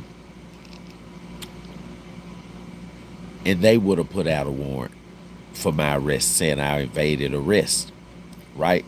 But this how you know they was violating my rights, and they was thinking that I was a drug dealer, and they was gonna pull me over and take this big wad of money out my pockets because I'm driving the excursion. I keep it clean, and I look nice. My nigga, nigga, my clothes have always looked nice. I've always bought nice clothes, nigga. But just because I'm homeless don't mean I'm not gonna take my clothes with me. So I'ma always look nice, nigga. But I ain't got my own home. I'm living out my truck. So they see me and they like, this nigga selling drugs, right? So when they can't catch me and I'm in their grave site, they start searching my sister's yard and shit, and put the dogs back out in her yard and bought everybody out her, right? And they said the dogs found an ounce of weed in my sister's yard, right? At the time, I didn't even smoke weed. But her husband's nephew sold weed. What the police didn't know when they was chasing me and they pulled up, I pulled up right next to her husband's nephew car. Didn't even know he was in there. He saw us in there. He took his ounce of weed and launched it across the driveway to the other side of the yard into some scrap metals, right? And then he climbed over the seat and laid down on his back floor because he smoked weed in his car and he sell weed out of his car, and he had weed on him that he just threw in the yard. But the police haven't even checked this car. They looking for me, but they haven't even checked the car that my truck is parked next to. The dogs find an ounce of weed. So they asked my sister and them, who weed is it? They don't even know, her and her husband don't even know his nephew is right out there in the car, right? Because he a young guy, he like 18 or something, or 17, he like in high school, so he really selling weed to all his high school friends and stuff. And he'll pull off with the little girls from his high school and shit that think he's popular in the hood because he sells weed to everybody, right? So they don't know that he in his car, and they don't volunteer the information that it's, hey man, it's my nephew's weed. He drives that car right there. Because if they say that, then the police is gonna go over there and check their car and see that this nigga is laying on the floor in the back seat, and yeah, that this is his weed. But because they couldn't catch me and I was running like the gingerbread man, you know what they did? They said, well, they told my big sister, well, since no one knows who ounce of weed this is, because they was ready to lock somebody up, who ounce of weed this is so we can lock them up, right? They put the ounce of weed on my fucking truck and took my truck, got my truck towed, said they found the ounce of weed in my truck when they found it in the yard, right? Since they couldn't catch me, they said, we're gonna take his truck. So they basically took my motherfucking home, right? Nigga, when I called my sister from Dodge's Chicken after the police quiet down and I don't hear no more sirens and cars on the streets, when I run up I climb out the grave, I run up the street to Dodge's Chicken. I called my big sister. I said, big sis, where you at? It's the police gone. She said, yeah. I said, look, man, I got an extra key in your flower bed on the right side of your doorway. It's stuck. I told her it's stuck and standing up. It's stuck in the manure the fucking flower bed shit. The flower bed mulch. I told her it's stuck in the mulch, but it's laying up against the concrete on the side of your porch. I said, get that spare key to my truck. And I said, man, come pick me up.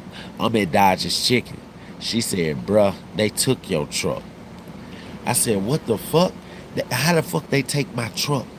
I said, all I do is smoke cigarettes in the motherfucker. I said, I ain't have no weed or nothing. I said, ain't nobody left no weed or shit up in my truck. My truck don't even smell like weed. I don't even allow people to smoke up in my truck. Right? I don't even use the ashtray in my truck. The ashtray I always let out, and it's cleaner than a motherfucker. She said they found an ounce of weed in the yard, and nobody confessed to it, and they put it on your truck because they couldn't catch you. So the next morning, I called downtown, right? Because I look it up, and they didn't put no warrant out for my arrest for invading arrest. That's how I know that they didn't run my tags, right? That's how I know that they was violating my rights. They was trying to get me because they thought that I was a drug dealer.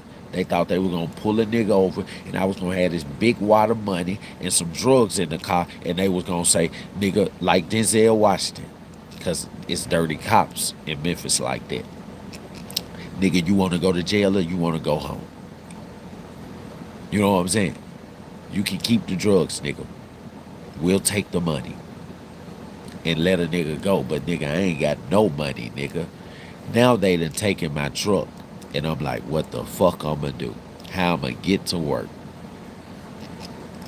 Man, my sister friend that didn't pick up the phone for her, that wasn't fucking with her, she called her, man, and she said, look, I done got me and my brother a job, and he done ran from the police, and they couldn't catch his ass. So but they found the ounce of weed in the yard, and they put it on his truck, towed his truck. He done called up there, and they said OCU has his truck. OCU is Organized Crime Unit, right?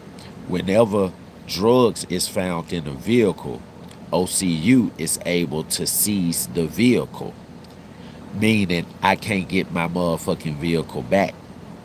I can try to petition to get it back, but because the police wrote in a police report that they found an ounce of weed in my truck, but they never wrote in a police report that they was trying to pull me over and I ran.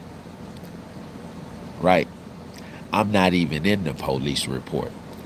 They took a police report on bringing my sister and them out the house, and the commotion and them yelling and shit. They did a police report on my sister and them and said that they searched the yard for a suspect that had ran through their yard, and they found an ounce of weed in one of the vehicles on their yard while they were searching to see did the suspect run that way.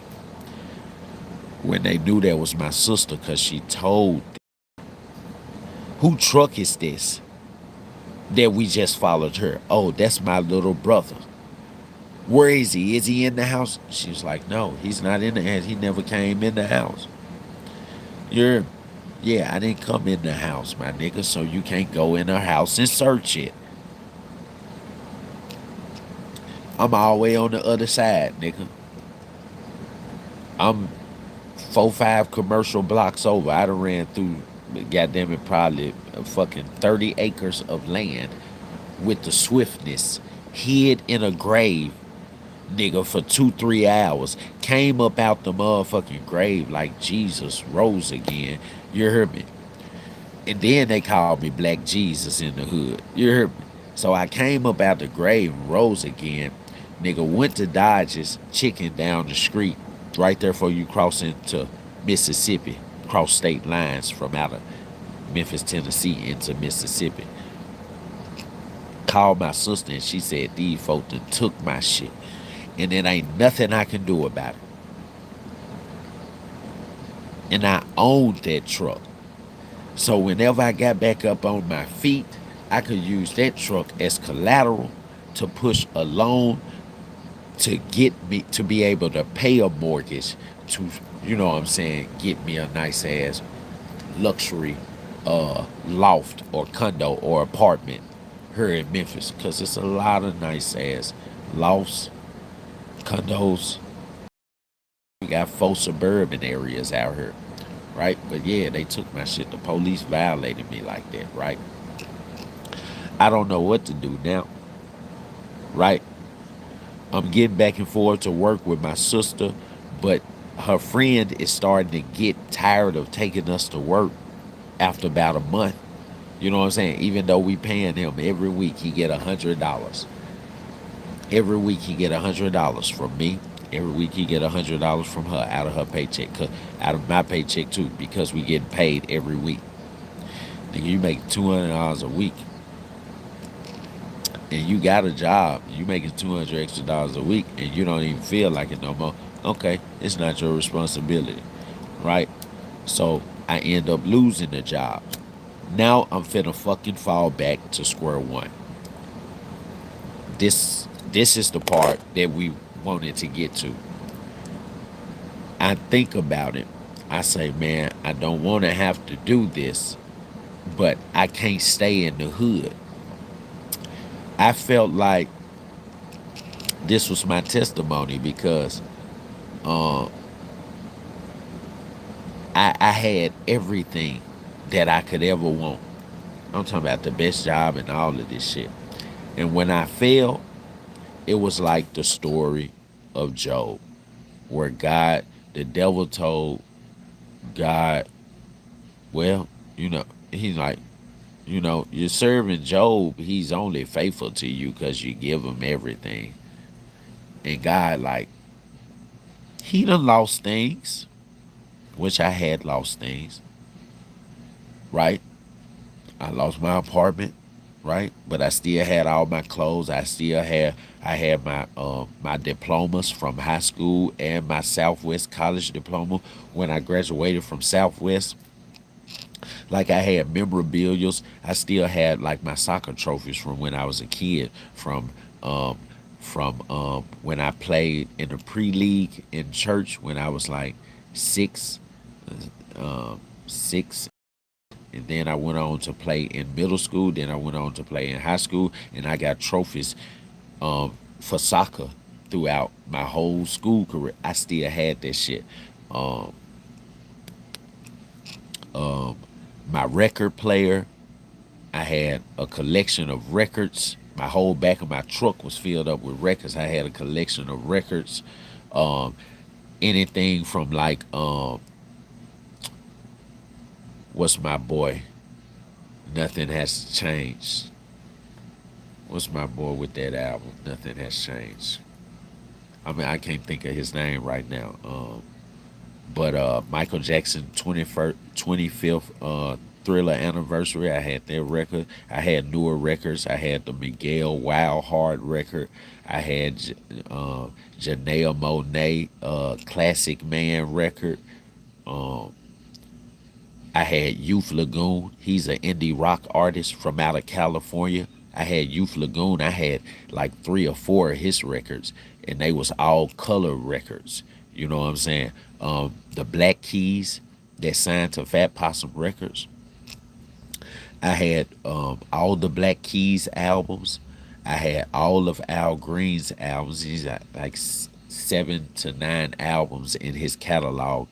The records, though, the vinyl records and my record player, all of this, I had an excursion, so it's like a fucking house, size of a house in there.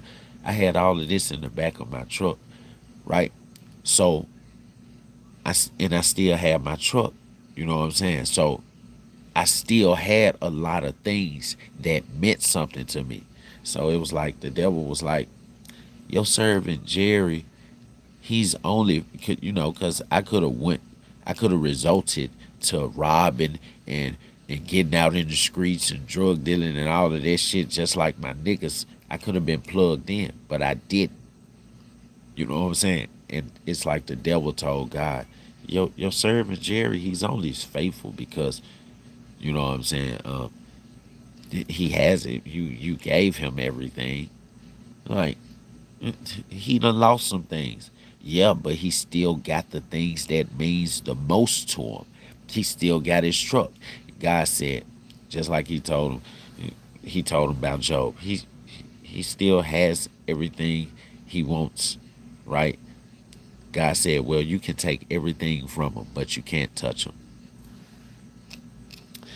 He thought that was going to make Job lose the faith, but Job remained faithful, and God bought him up out of that, right? The devil took everything from him. And I was like, that's my Job situation. The devil took everything from me at that point. And before I just fell and been like, man, fuck life, I went on Facebook. My friend, Hunter Khan, y'all go follow him. Shout out to Hunter Khan, right? We call him Justin Bieber. He looked just like Justin Bieber, right? And he gets a lot of girls from it. His granddad owned half of their neighborhood street. When black people started to move in their neighborhood and the white people started to move out, his granddad was friends with all those people. So they sold him they houses anywhere from 20 to 40,000. So he bought the first two houses with his retirement, right? And then when the bank saw that he could buy both of those houses and put them off to rent and put some right back up in them right away, everybody else who sold their house, the bank bought the houses for him. So he got 12 houses, right? And my friend Hunter, he's only like, I think he's like 19 at the time. So his sister, his mom and dad lives in one of the houses, and they all 3 and 4 bedrooms. His granddad has his own house, right? Granddad has his own house right next to mom and dad. Hunter's sister has the house, the corner house on the other side of mom and dad's house, right? Then across the stop sign, they own that house at the corner, and on the other side of the street, across the stop sign, they own 2 houses on that corner, right? Then, right, they got 3 houses on their side of the street after you cross over the stop sign. No, they got 4 houses because they own the other house on the other side of granddad, right?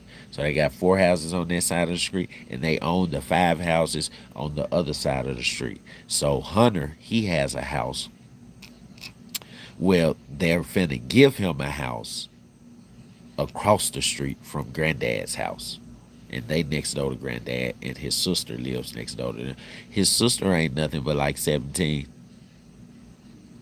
I mean, and then all the houses are filled, so they got neighbors, and they charging everybody like $800 to $1,000 a month, and nobody is late on rent. Everybody pays, right? I called this man. I said, bro, no, first I started, I felt down, right? And then it was this guy down the street.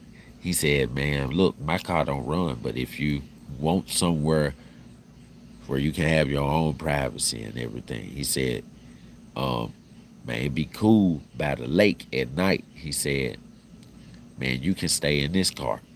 You know what I'm saying? Your bags of clothes that you had sitting in your sister's house, you can bring those and you can put them in this car and you can stay in this car. Car clean as hell on this side. I said, damn right. I'm away from her house, right? And he had Wi-Fi. So he let me plug into his Wi-Fi because my phone was off. And all I did every day I woke up was fill out applications for Randstad, Indeed, all of that shit, right? So Randstad Bartlett called me, and they got a job for me. They called me like at the end of the week. So Friday, they got a job for me, forklift operating at Brother, the ones who make the sewing machines and who make the big quantity of inks for office fax machines, those big office fax machines. They make the bags of ink that's like this tall, right? They want me to work there, and they're gonna pay me $18.50 an hour. Man, I bust out crying after I got off the phone with them folks, and I just thank God. I thank God that he bought me out, right? And I told my sister, I said, look, when you touch some money, can you give me $5 so I can catch the bus? She said, yeah, where you going? I said, man, I was going to catch the bus to Mom's house out there in the Hillview, but that's not where I was going, right? I called my white boy on Facebook Messenger over the Wi-Fi. Man, he was so happy to hear from me. Jerry, what's up, man? Man, you still got the excursion? I'm like, hell no, bro. The police took that whole away from me, bro. And I was like, man, you know, I lost my apartment and shit. Nigga, I've been homeless out here staying in my truck in my big sister's driveway in Westwood, man. But the police tried to pull me over. You know, I had a warrant for Bartlett out there where he stays at, right? He like, yeah, bro.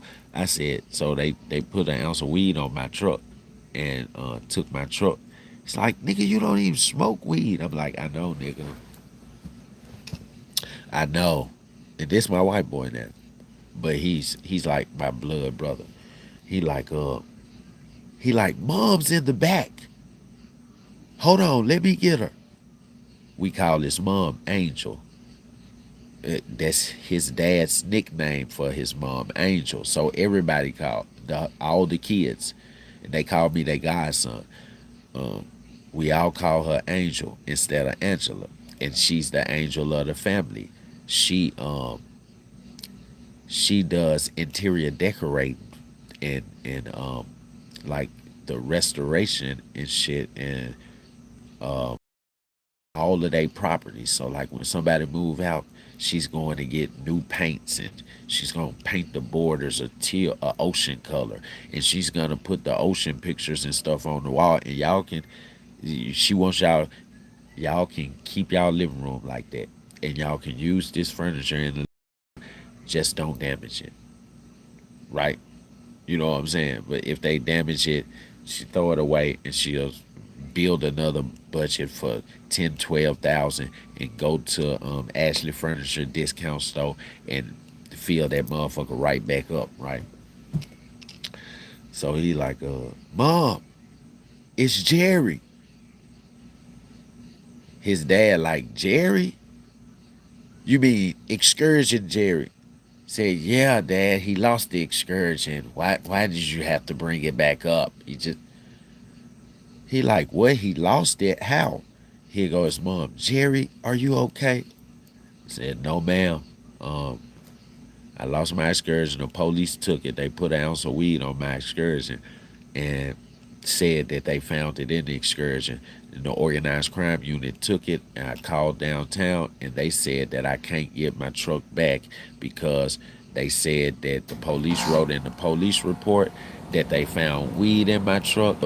They said anytime drugs are found in a vehicle, OCU confiscates the vehicle, and the owner usually never gets it back. No one has really got their vehicle back. So they put their lawyers on it. They said, where are you? And I'm out here in Westwood. I was finna catch a bus out there to Brother Boulevard and Appleton. You know, that's where the warehouse is, but it's a shopping center at the corner with a little military base. They got little military tents and shit in the back. So what I was gonna do was I was gonna catch the bus out there and stay at the little military base, like sneak in one of those little tents because they don't be out there at night. Sneak in one of them little tents, go to sleep, set my alarm for the morning shift that I got at Brother Warehouse, and it's probably like 2 miles away from where I am. I'm gonna make sure I walk to brother, work, and when I come back, I'll have to just like kind of walk around until, or sit in the shopping center on one of the little benches and shit until the stores and the military base shut down and shit like that, to where I can go back and go to sleep. She said, Jerry, stop playing. I said, no, I said, I got to get away from out here. Everything's been taken from me, you know, and if I stay out here, you know, I'm just going to slowly fade away or rot away, or somebody going to kill me because it's dangerous in the hood. It's shooting every night. She said, if you can make it out here, call us when you make it out here, and we're going to come pick you up. I said, I can't call y'all because I won't have no Wi-Fi when I get out there. My phone is off. She said, when you make it to Appleton and Brother, there's a Circle K across the street from you, across from the Wells Fargo. She said, go in there. The manager, tell her Angela sent you. You're her godson. She asked you to call her from this phone when you make it. Man, I did that. The woman let me call. Them folks pulled up on me. They was in a white SUV with the limo tinted windows. They pulled up on me and got out the back of the truck, and he grabbed my bags like he was my butler. But he my brother. He grabbed my bags. Man, Jerry, you ain't got to carry these, you know what I'm saying, bags heavy as hell. Angela, she gets out the truck. Mom, Angel, she gets out the truck, walk around the back of the truck, press the button. The back door automatically lift up. Hunter put my bags in the back, and she come and give me a hug and say, it's okay, Jerry. We're going to help you get back up on your feet. We've been planning on giving Hunter the house across from his granddad. If you're willing to roommate with him, we'll give him the house, and you can stay with him in that house until you get up on your feet. And don't worry about getting to work. We'll take you. And that's how I got back up on my feet. You know what I'm saying? When I was homeless, before I got out to my sister's house and I was in my excursion, when I used to run out of gas, his dad and mom would pull up on me anywhere. I could call them. They say, call us. They knew I was living out my truck and I didn't want to depend on nobody. They say, call us if you ever run out of gas. Every time I ran out of gas, I called them. They showed up with the 10-gallon gasoline can for my damn excursion. Some hot food from a restaurant that they eating from. You know what I'm saying? And some money. Just like I'm their son that done failed. You know what I'm saying? And they just want to see me get back up, so they just support me. They the ones how I got back up. They were white people. I love white people. But let's get back into this clip, because we just went into deep story time. But I just wanted to share that with y'all because I want y'all to know me. I want y'all to know that y'all my family for real. Like, we a family here. Like I say at the end of every podcast, where are we? We are, what is this? This is Blocstarr Analytics. Blocstarr Imis Analytics. What are we? We are Blocstarr Analysts, not just me. We are family. So, you know what I'm saying? That was just an intimate moment of storytelling. And I just wanted to share that with y'all so y'all can know, like, everybody goes through something. You know what I'm saying? But it's how you come about the situation that determines who you are. It's not the situation. It's how you come up out of it. You ain't got to stay in this situation. Look, my house and everything, my apartment and everything was taken from me. I was left with my truck. My furniture and stuff was put out my apartment, right? The first time I went to Bartlett. And I went to court. My apartment seen me leaving out, and I left my tablet and everything at the house on the charger. My apartment's office seen me leaving out, and they went to my apartment, put all of my stuff out, stole my tablet, stole my projector, put all my stuff out. I had nice ass furniture, mahogany table and everything. I had the front load washer and dryer. The front load washer and dryer Samsung, it was still there. So I was able to put that on top of the excursion, you know what I'm saying, and be able to sell it to get me some money to be able to spread it out and get gas and all of that type shit, right? But all my furniture, bedroom set, everything was fucking gone. My neighbors had already went through it. It's like everybody was standing out watching them put my shit out and waiting for them to leave. You know what I'm saying? So I had lost everything. Go to my sister, right? Get caught up with the police thinking that I'm a drug dealer, and they get behind me. And I don't want to go to jail because I just got a job with Technicolor. And these folk get behind me, I fucking around and run. They find an ounce of weed in my sister's yard and take my truck with everything in it. You heard me? They see my clothes and shit and my shoes and shit in the back, my toolboxes and shit. They don't take nothing out or let my sister take nothing out. They tow my whole truck with everything in it. You know what I'm saying? I could have gave up right there. I could have gave up when the maintenance went in my apartment and put all my shit out and I only had my truck left. Then I get out there to my sister and I finally get a job and they take my truck. I could have gave up right there. Because now I really ain't got nothing. Now I'm walking everywhere I go. Right? Boom. I could have gave up right there, but I didn't. I felt like it, but I didn't. I prayed to God, filled out some applications. And folk called me and said, can you make it to brother? I didn't know how I was going to make it to brother, but I told them yes. Do you have reliable transportation to get back and forth to work every day? I said yes. My reliable transportation was my legs.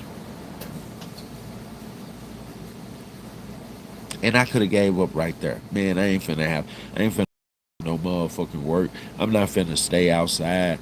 Man, I can't do this. I could have gave up right there. Kept on going. Needed somebody, and I know my guy Hunter said I can always call on him whenever I need him, but I never call on him. So I used my calling card because I felt like giving up on life because of my situations, and I kept on, every time I get up, I kept on getting knocked back down. Every time I get up, kept on getting knocked back down. Devil was just knocking me down. You know what I'm saying? Some guy said, you ain't alone. I'm with you, and you got people out there that loves you. You're just not calling on the right people. Everybody you calling on is people that used you. And I thought about my nigga Hunter, and I said, that man said I can call him. You heard me? I'm at the end. Let me call my nigga. His parents were so happy to hear from me. His mom took me grocery shopping and shit at Kroger's. I'm talking about anything I want. I'm talking about, man, ground beef, chicken, fucking macaroni and cheese and shit, spaghetti and shit, because I be cooking. And Hunter don't know how to cook. So now I'm finna be cooking us meals and shit. And everything he want, she get it. Everything I want, she get it. And guess what? We get like $300, $400, $500 worth stuff. She spending straight cash. She don't get food stamps. You know what I'm saying? But she there for me. She there for me. You know what I'm saying? Yeah. So, for sure. I got some good ass white friends. I fuck with white people for sure. You know what I'm saying? But I won't go against my people for none. I just can't. I just can't. And watch this. This how good those white family members of mine, this how good they are to me. If I was sitting in their house right now today and this Carmelo Anthony situation was going on, guess what? His parents don't like racist white people. We used to get pulled over in Bartlett, and most of the Bartlett cops in the Bartlett suburbs are racist. If they see a black man, they're gonna violate his rights, pull him out the car and everything. But what they didn't know was got pulled over one time. What they didn't know was my white boy dad, Ray Kahn, he's a retired sheriff and a retired Bartlett police officer. So when the young rookies pull him over, they don't even know who he is. And they ask for his ID. And then ask who is that in the back. You don't need to know who that is. That's my godson. You don't need to know his identification. Do he have ID? You don't need to know that. And then he flip his wallet open and they see the badge. They like, oh, my bad. Like, yeah, that's our godson. You got no business asking questions about him. You know what I'm saying? So, when it comes to racism, if I was sitting in their house right now today and this Carmelo Anthony thing with me going on, and they know I'm passionate about it, they'll be right with me. They'll be on my side. They'll be like, Jerry, whatever you feel, that's what we ride with. You know what I'm saying? Because they know I'm going to ride with my people, but they ain't got no problem with that because they know I love them. And they know I'll ride with them. If they have some problems in their neighborhood, yeah, they can call me. They can call Jerry. Hey, Jerry, man, this older kid keeps on bullying Hunter and keep on wanting him to trying to force him to let him in the house when we pulling off, and he's coming there threatening. Yeah, I'm gonna come to the neighborhood and see about that older young nigga. Yeah, what is he? He about 27, 28. Yeah, I'm finna come to the hood and see about him. He can't fuck with Hunter. He can't fuck with y'all either. You know what I'm saying? Yeah, Angel, she knows she my mom. Hey, Angel.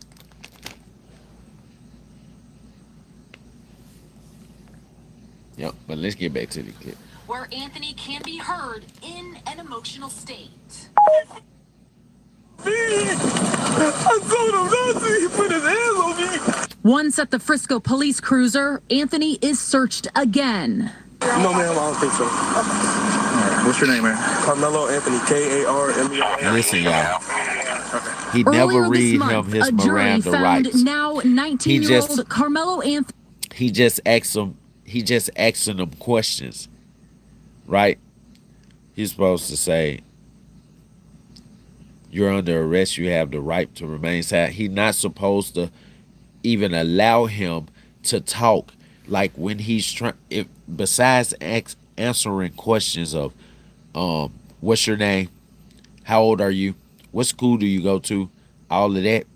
What track team are you on? You supposed to be here. Other than that, if Carmelo Anthony is talking and volunteering any information, he's supposed to be like, hey, no, I don't want to hear it. Listen, I don't want to hear it. You have the right to remain silent. Anything you say can and will be used against you in the court of law. Because when you speak without a lawyer and it's involving a crime, you incriminate yourself. The first piece of evidence that the DA is going to use against you, watch this, even if they got the murder weapon, if you kill somebody on purpose, if you were a serial killer and they found the murder weapon, if you say anything like Carmelo Anthony said when he spoke on they had him in handcuffs in the back seat and he spoke on it, he's like, this the alleged. He said, no, it's not the alleged.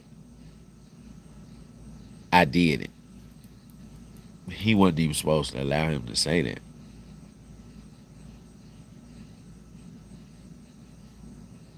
You know what I'm saying? He was supposed to read him his rights and tell him he has the right to remain silent. That lets a citizen know, oh, I'm supposed to remain silent. Because if I say anything, they can use it against me. If he would have said, I'm going to show y'all what I'm saying, to incriminate himself.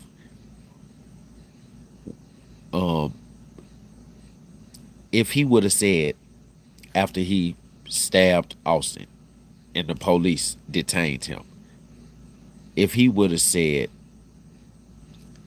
I didn't do it, my shirt is blue,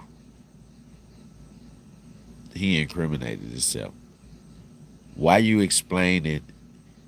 If you didn't do it, why are you saying that you didn't do it? And why are you explaining that your shirt is blue to justify that you didn't do it? I didn't say nothing about a murder. I didn't say you were guilty of nothing. You know what I'm saying? I didn't say anything about blood or anything being on your shirt. So why are you trying to tell me your shirt clean? You know what I'm saying? And this. He just said he didn't do anything and his shirt was blue. He justified how he didn't do anything. That's incrimination. The first thing the judge and the jury is going to say and ask themselves is, if he had nothing to do with it, he explained it how he had nothing to do with it. If he had nothing to do with it, he don't know anything about it, therefore he wouldn't have anything to explain. So if he's explaining himself, he's guilty of the crime. That's the first thing they use to prove you guilty. Not the evidence that they have against you, but your words. Your words of explanation. Explanation shows guilt. You wouldn't have to explain yourself unless you felt guilty of something. Right? And that's where the officer messes up, and Karmelo. Now listen to this. If somebody is shooting the victim, they need to be over there. This is the first officer. He coming up on it. Let's see. Right there for me. I'm telling you, he don't read him his Mirandas at all, but he place him in cuffs and sets him and detains him in the back of the vehicle, in the back of his police cruiser. Watch this. All right. Any weapons on you? I'll look here. Any weapons on you? He's patting them down and he's putting the handcuffs on them. As he pats them down Y'all back up a and little put bit. the handcuffs on them, when he's saying weapons on you, I'm finna put the handcuffs on you now. You have the right to remain silent. Anything you say can and will be. Come on now. Dispatch 440. Everybody can slow down. He called in for dispatch. Handcuffs right now detained. He did not read him his Miranda. Listen. This is the first officer. See, we was just listening to the second officer in the second altercation. Those who coming in, like the video, subscribe to the channel. And then come to the victim from there. Okay, now he's talking to dispatch about the victim while he's still detaining Carmelo Anthony. He still haven't read him his Mirandas yet. And look, watch this, y'all. Nobody even thought about this. Not one attorney said anything about his Mirandas not being read. Cases are won because Mirandas aren't read. Why would he volunteer that information? Didn't you read him his Mirandas? If you didn't, you in trouble.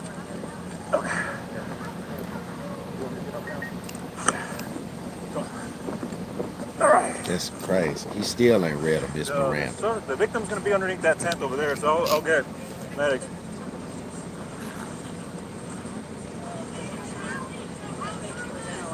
Memorial tent over there, guys. All right. He put his hands on me. I told him not to. He put his hands on me. Victim, we're in the north end. They got staff standing to him right now. This is like suspect. Exactly, A2A. That's why I keep telling people. The parents made it about race. Both sides. Not the kids.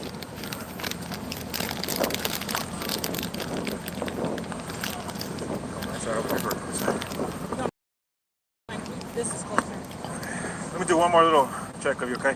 You don't have ever reach in your pocket, anything like that? You good? Let me do one more little check on you. Look, Carmelo Anthony is saying something to him. What's your name, man? Carmelo Anthony, K-A-R. He to him before he just asked him his name. But he didn't tell him, hey man, you're not supposed to even talk to me. Because he haven't read him his Miranda. Now he just told him. He just put him in the car, told him, have a seat right there. I'll tell you what, lean this way so you're not resting on your hands, okay? All right, see a little bit of blood on your hands there, okay? How to lean. So your first name is Karmelo? Sitting sideways with the handcuffs on so he don't hurt his hands because Karmelo, C-A-R-A-K-A-R.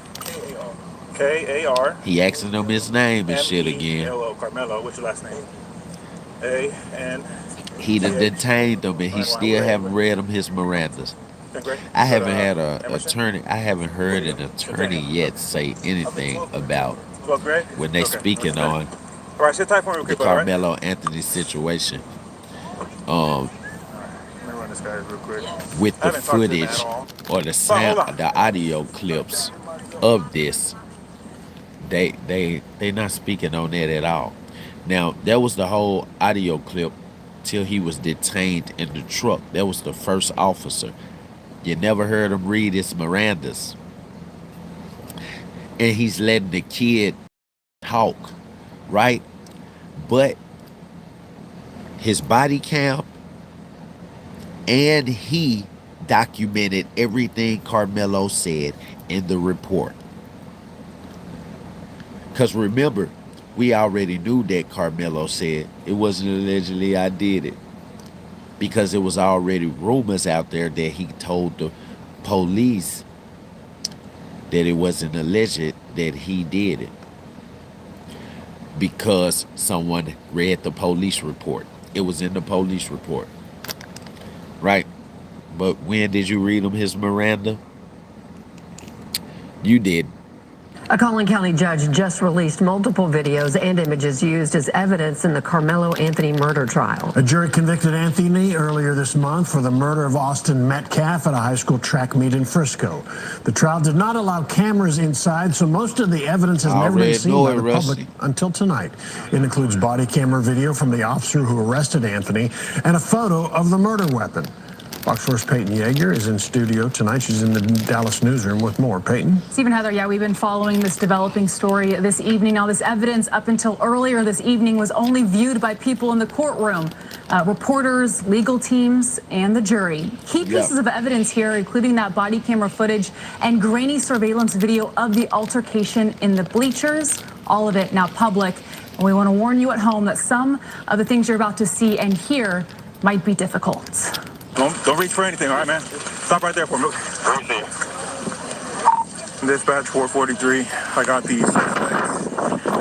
I got the suspect. Again, he's on the north end of the stadium. They're treating the victim. He's at the north end of the stadium. So look, you come up on him. Released body camera video. You come up on him as an officer, and you say, "Hey, man, let me see your hands." You start putting them in the handcuffs and you call it in on dispatch. Hey, dispatch, I got the suspect. That means that you're finna lock him up. But you never read him his Mirandas. You walked him to the car, You asked him 1,000 questions. You allowed him to volunteer information. And that was the only piece of evidence that they needed to say that he was guilty. Every single word that he said, without a lawyer present, or without his guardian present, and without his Miranda rights, read. And if a good lawyer heard this podcast and they worked for Cardi B, I just helped them win their case. So they're going to bring all this back up. He never got his Miranda's read. Look, by law, when the police detain you, they have to read you your Mirandas. They have to let you know your rights. If they don't, they illegally detain you.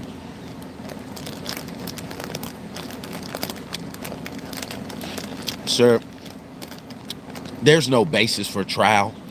Why would you say that? Carmelo Anthony's attorney. My client was never read his Mirandas. Therefore, everything that he said that was documented is hearsay and not evidence. Boom!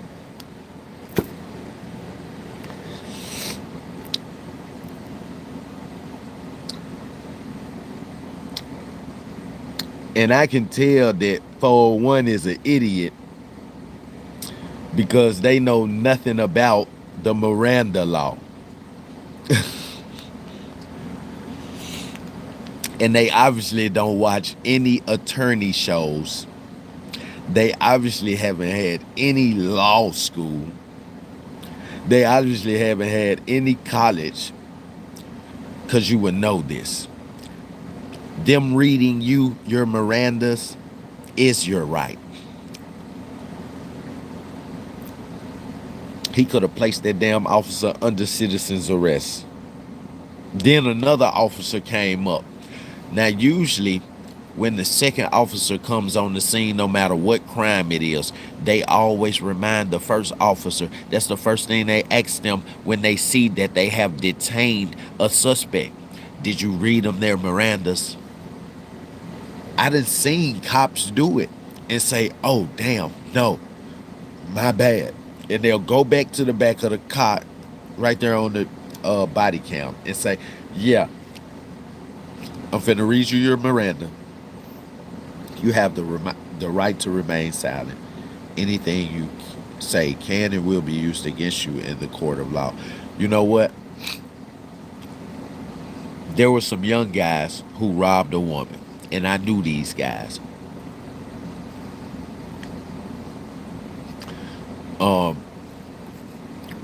They came to my house and didn't tell me that they robbed a woman. The woman's neighbor followed them to my house. The neighbor went in the office, followed them to my apartment, went in the office, and I didn't even know because I just opened my apartment door. I don't look out the door both ways because ain't nobody looking for me. So I let my guys in. I'm like, what's up with y'all, cuz? Man, we need help selling these laptops and these game systems. I said, shit. Man, if y'all need help selling it, I know it's hot. So if you want me to sell it for you, I need half of everything. I don't get no fuck this for y'all. If you want to get it off right now and fast, I need half of everything. So if I sell the PlayStation for $300, I get $150, and y'all have to split the other $150 4 ways. If I sell the Wii for $200, I get $100, and y'all have to split them. You know what I'm saying? So they agreed. The maintenance man is in the office when the woman that they robbed, neighbor that followed them there, enters the office and tells the office that he seen these guys go in my apartment number 207. The maintenance man heard it, and he know I'm a good person. He calls me on his cell phone. He stepped out the office, called me on his cell phone. He said, hey, bro, I don't know who the fuck you got in your apartment, But they done robbed this woman, and this man done followed them over her, and he just came in the office and told, see, I used to buy all 3 of the Latino office managers at my apartments. I used to buy all of them orchids. They didn't know how to cultivate the orchids. They didn't know that the room had to be a certain temperature also, and the water, and you couldn't drown the orchid or it will die, right? It won't keep blooming. A lot of people don't know this. Yep. Shout out Carmelo. He the GOAT for sure. So I got a good relationship with these women, but these women ain't calling me and letting me know what's going on. They ain't even called in front of the guy and said, Mr. Mitchell, we heard that such and such is in, right? So I'm basically finna be ambushed by the police with these guys in my house with stolen property. But the maintenance man called me and tell me everything that's going on. He like, get them folks the fuck out of your house. I said, look, bro, I can't even help y'all sell this shit. Whoever the fuck y'all that got this shit from,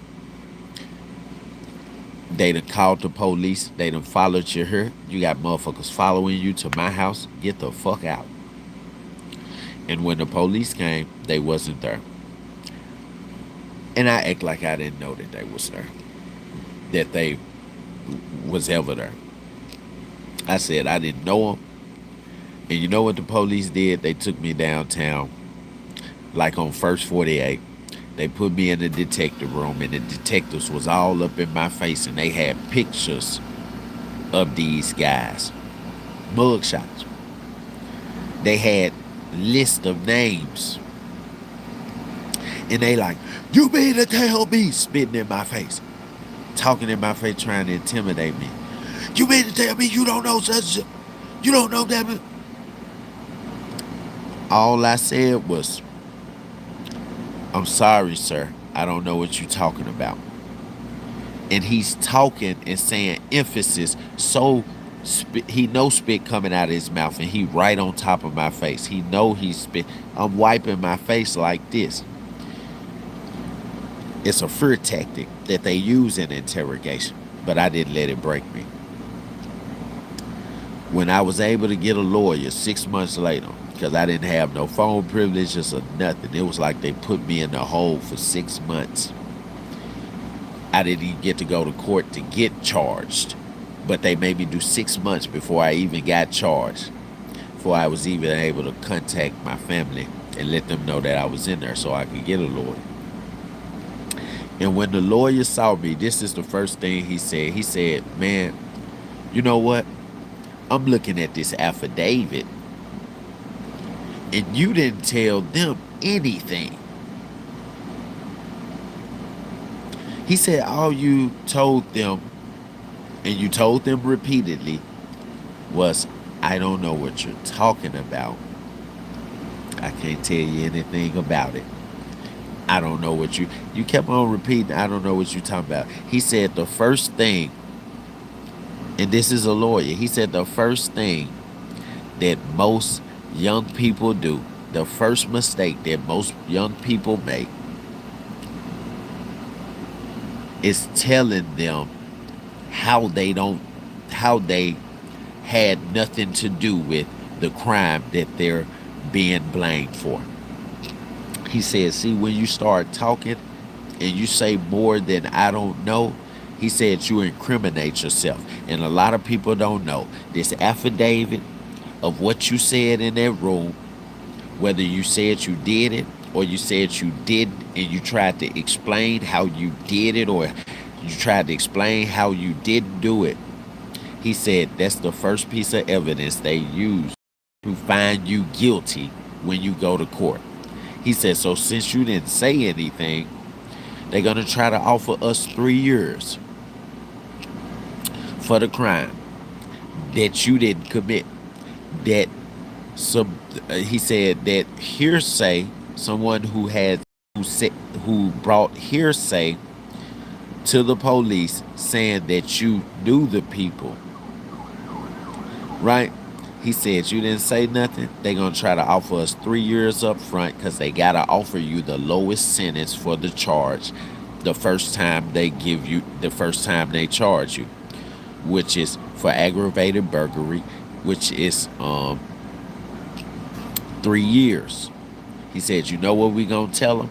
I'm scared in a motherfucker. These folks done locked me up, violated my rights, and I couldn't even let nobody know. And they didn't go to jail for it. They run to jail. I said, no, sir, I don't know what we're going to tell them. He said, we're going to tell them, hell no. I'm going to ask them to dismiss the charges because you had nothing to do with it.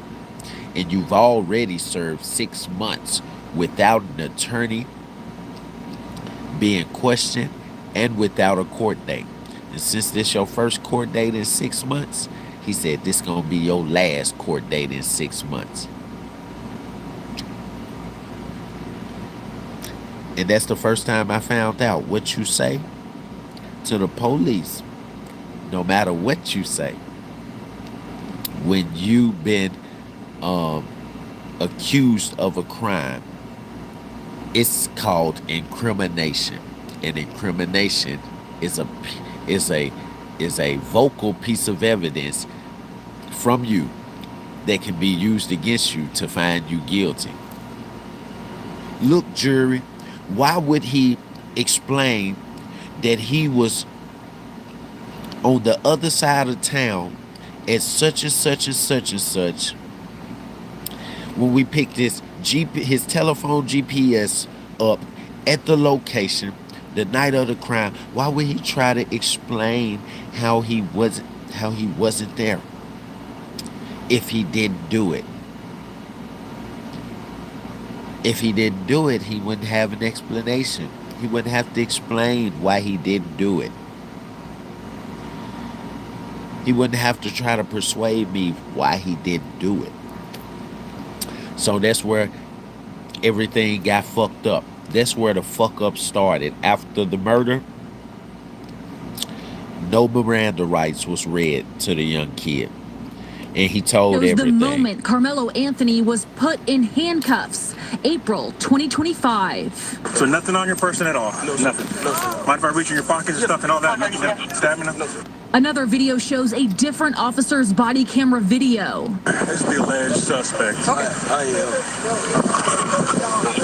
No, I'm not. I know how it goes. I'm not alleged. Okay. The arresting officer then stands Anthony up and walks him out of the stadium, you don't know how shit where go. Anthony can be heard in an emotional state. It's not alleged. I did it. I told him not to. He put his hands on me. Once at the Frisco police cruiser, Anthony is searched again. No, ma'am, I don't think That's so. where you messed up. You're not. What's your name, man? You saying it's not alleged. I did it. That's Earlier the same this thing month, as saying. a jury found now 19-year-old Carmelo Anthony guilty of murdering 17-year-old Austin Metcalf at a Frisco track meet. He was sentenced to 35 years in prison. You didn't say Anthony's legal team has already filed a notice of appeal. The jury delivered the verdict on June 9th after a tense trial that drew national attention and fueled public reaction, both in person with protests outside the Collin County Courthouse and online. Friday afternoon, 911 calls were also released. Frisco 911, what is the location of the emergency? Stab him. You didn't say that.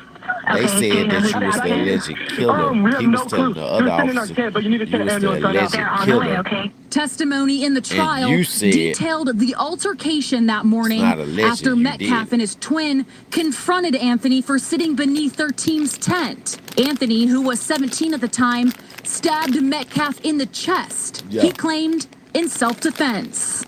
Authorities said the teams did not know each other. The only video of the stabbing, grainy stadium surveillance. Zoomed in, it shows some shoving and movement under the yellow tent where the stabbing took place. You all right, It only lasts a few seconds. Then you see Anthony, highlighted in the gray sweatshirt, leave the tent. While students try to help Metcalf, Anthony is seen taking off down the bleachers as others try and follow him. Now made public, evidence photos of the Ozark Trail multi-tool knife Anthony used in the fatal stabbing. The 3.5-inch blade photographed on the bleachers. Another photo shows Anthony in handcuffs with what appears to be some blood on his fingers. Thank you, During Rusty. the chaos, a coach Everybody, takes shout off out his Rusty jacket to Diggins. put pressure They on just Metcalf's like wound. and subscribe the to the commotion channel. Of people trying to perform CPR on Metcalf. Y'all let me know when y'all like and subscribe to the channel down in the comments. I'm gonna shout you out. Okay. Come on. Hey, they're doing CPR on him. And that coach's bloody jacket was also photographed and put into evidence and shared publicly. The Collin County judge who presided over this trial, Judge John Roach, the one who released all of this evidence today, did release a statement to Fox News. And that statement says, the overwhelming focus on my ruling regarding the meeting in the courtroom was to protect the process, witnesses, and the jury. Now that the trial is over, it is important to me to provide transparency. A Collin County judge just released Yep.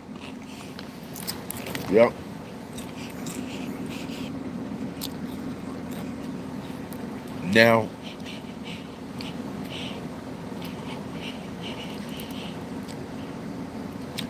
there we go. There we have it. If anybody been wondering how they came to a verdict so fast, it's because he incriminated himself. See, they put the jacket on you and called you a killer.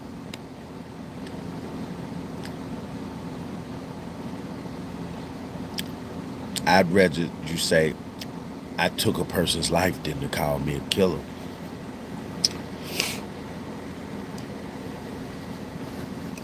It sounds different. It sounds less offensive. If the judge, if the prosecutor is sitting here saying, jury, he took a person's life, and I'm sitting there crying, he took a person's life, we can't let him walk. And I'm sitting there like, he like, jury, he took a person's life. This is the prosecutor, right? He took a person's life, jury. We can't let him walk. And I'm like, you know what the jury gonna say? When they get ready to give me a verdict, either they gonna give me the lowest time I can get for killing a person, for taking a person's life, right? Like a manslaughter charge. Or they're gonna find me not guilty.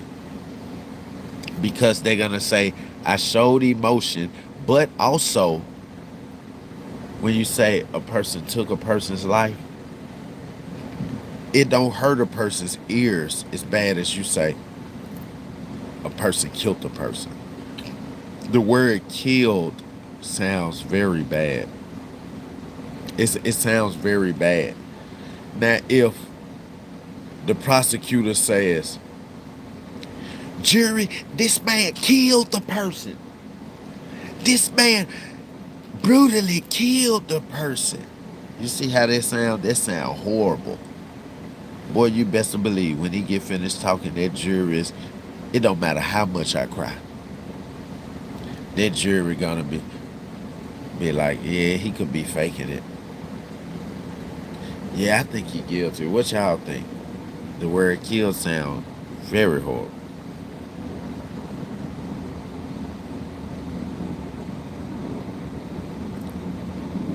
All right, let's play. Now this next clip is the audio clip from the 911 call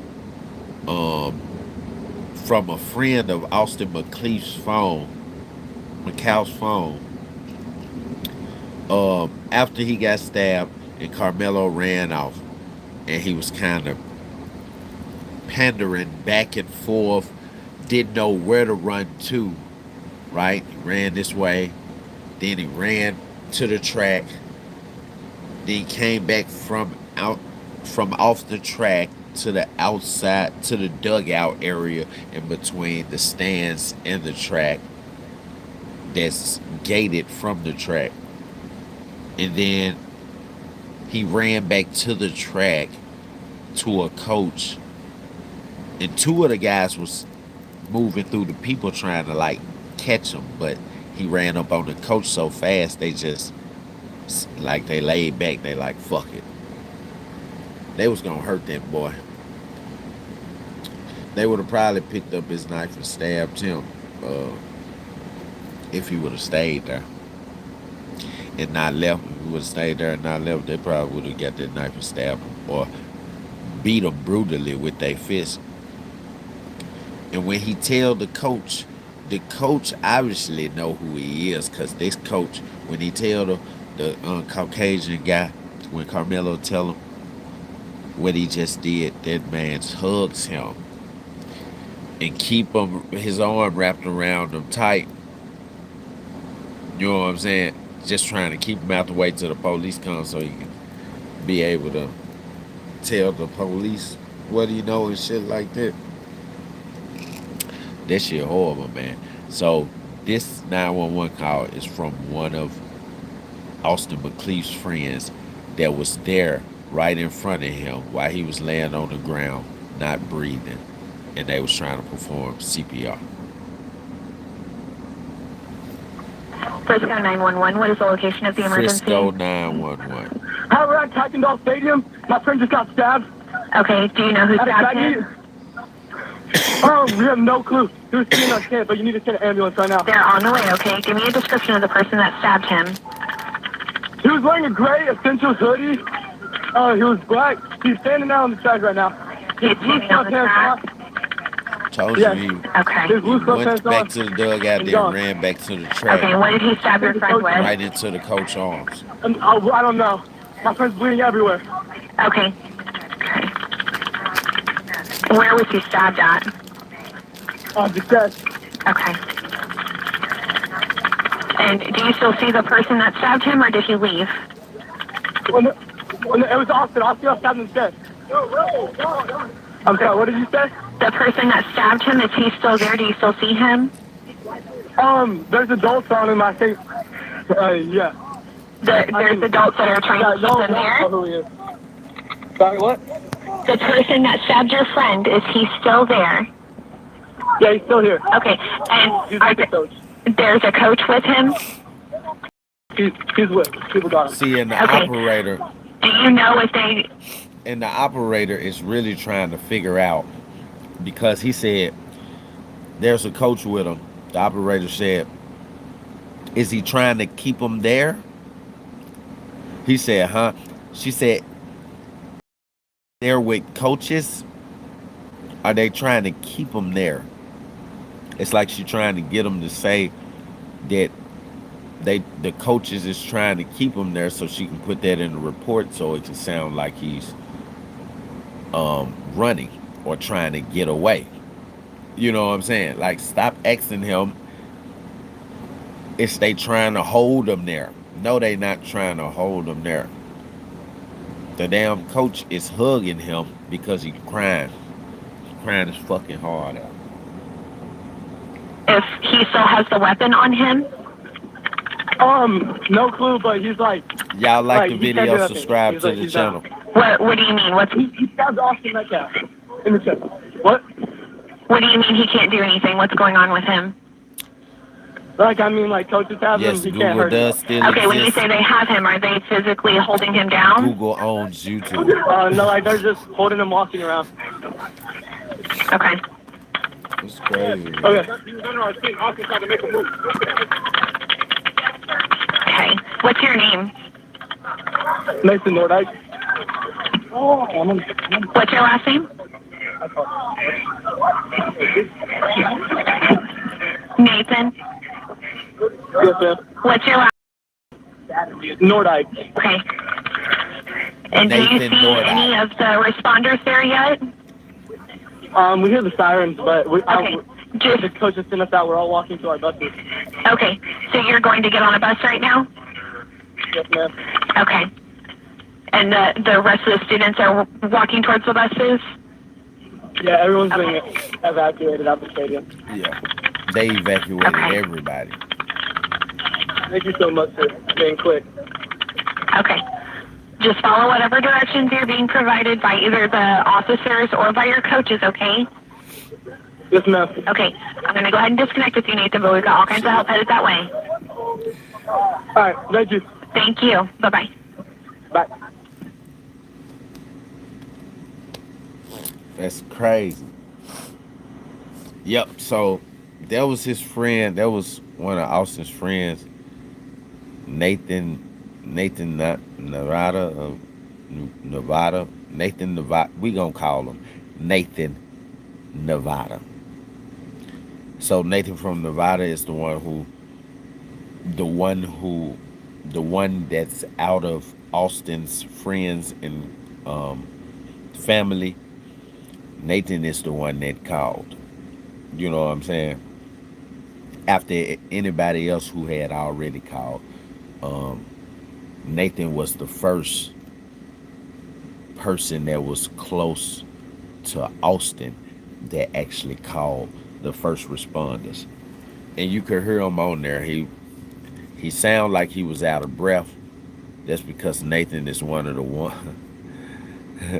And this is not allegedly. Nathan was one of the ones that was just chasing him. He was one of the ones. I told you they were standing so close together you couldn't see their arms move if they was doing anything, right? He out of breath though because after Karmelo stabbed Austin, Karmelo didn't just start running from that area of the bleachers. He also was being chased. And Nathan Nevada sound like he out of breath, so he might have been one of the ones who was chasing him. And that shit is crazy. You know what I'm saying? And this the thing. Austin's brother, Austin friend Nathan Nevada, and whoever the other one was.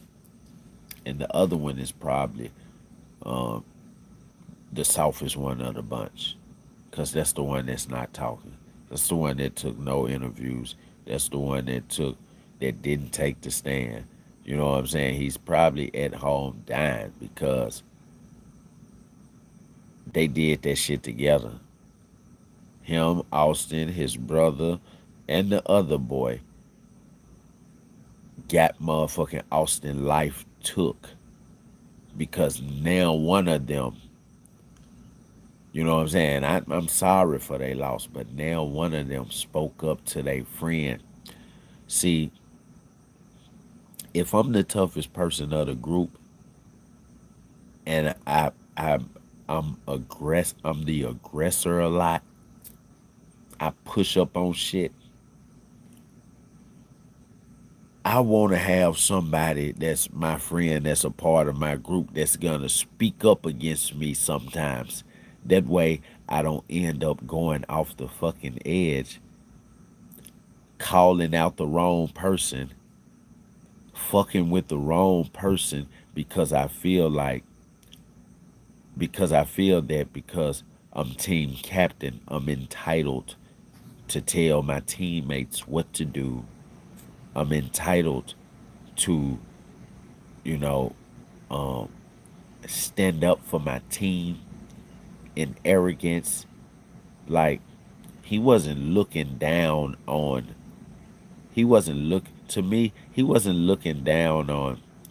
Carmelo Anthony because Carmelo Anthony was black. He was looking down on Carmelo Anthony just like he looked down on the other white kids and the Chinese kids. That's not a fucking team captain. The team captains in high school, they feel much if the coach trusts you as the team captain, you the second coach, you the coach within the team. If the coach tell y'all to run a play, you know what? The team captain is the one who orchestrates running the play. That be most likely the quarterback. So if captain, it means he's the quarterback of his football team. What quarterback do you know at a young age that's getting scholarship, that know that they most likely gonna get drafted because they get so many scholarships early? What quarterback you know ain't arrogant? I'm talking about that's a kid.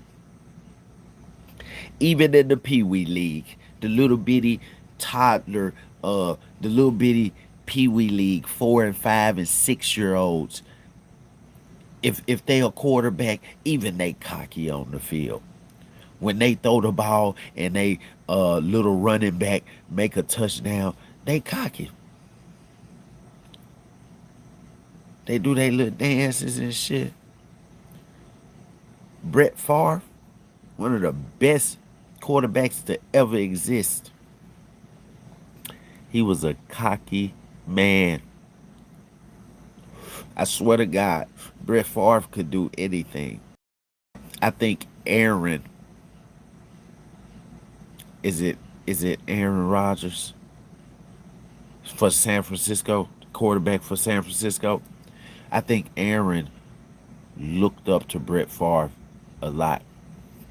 When I see him play and he's inside the pocket and they closing in on him and his man can't get open and he trying to throw a 90-yard pass and he hold the ball out because he know they gonna try to make him fumble it, and he take his body this way and he dodged 2 defensive linebackers and he run the ball 40, 50 yards and gain a first down.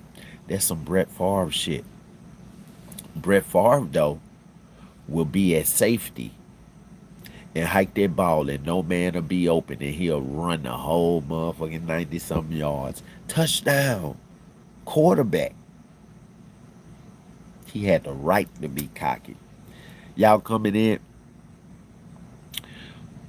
We wrapping it up, man.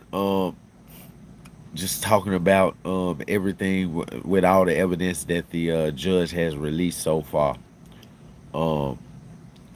Tomorrow I'll be back to y'all with Dr. Umar thoughts on all this evidence being released and where he stands with the Carmelo Anthony case, like what's his view on it and everything like that. And we're gonna break that down and dissect that. What is this? This is Blocstarr Imis Analytics. What are we? We are Blocstarr Analysts. What did we just do? We just analyzed the fuck out of that shit. I love y'all, chat. Thank y'all, chat. And don't forget to like the video, comment down below, and subscribe to the channel to become a part of the family. Listen, man, it's yours truly, all the way from Memphis. It's Blocstarr Imis. Don't you forget me. I love y'all. See y'all later.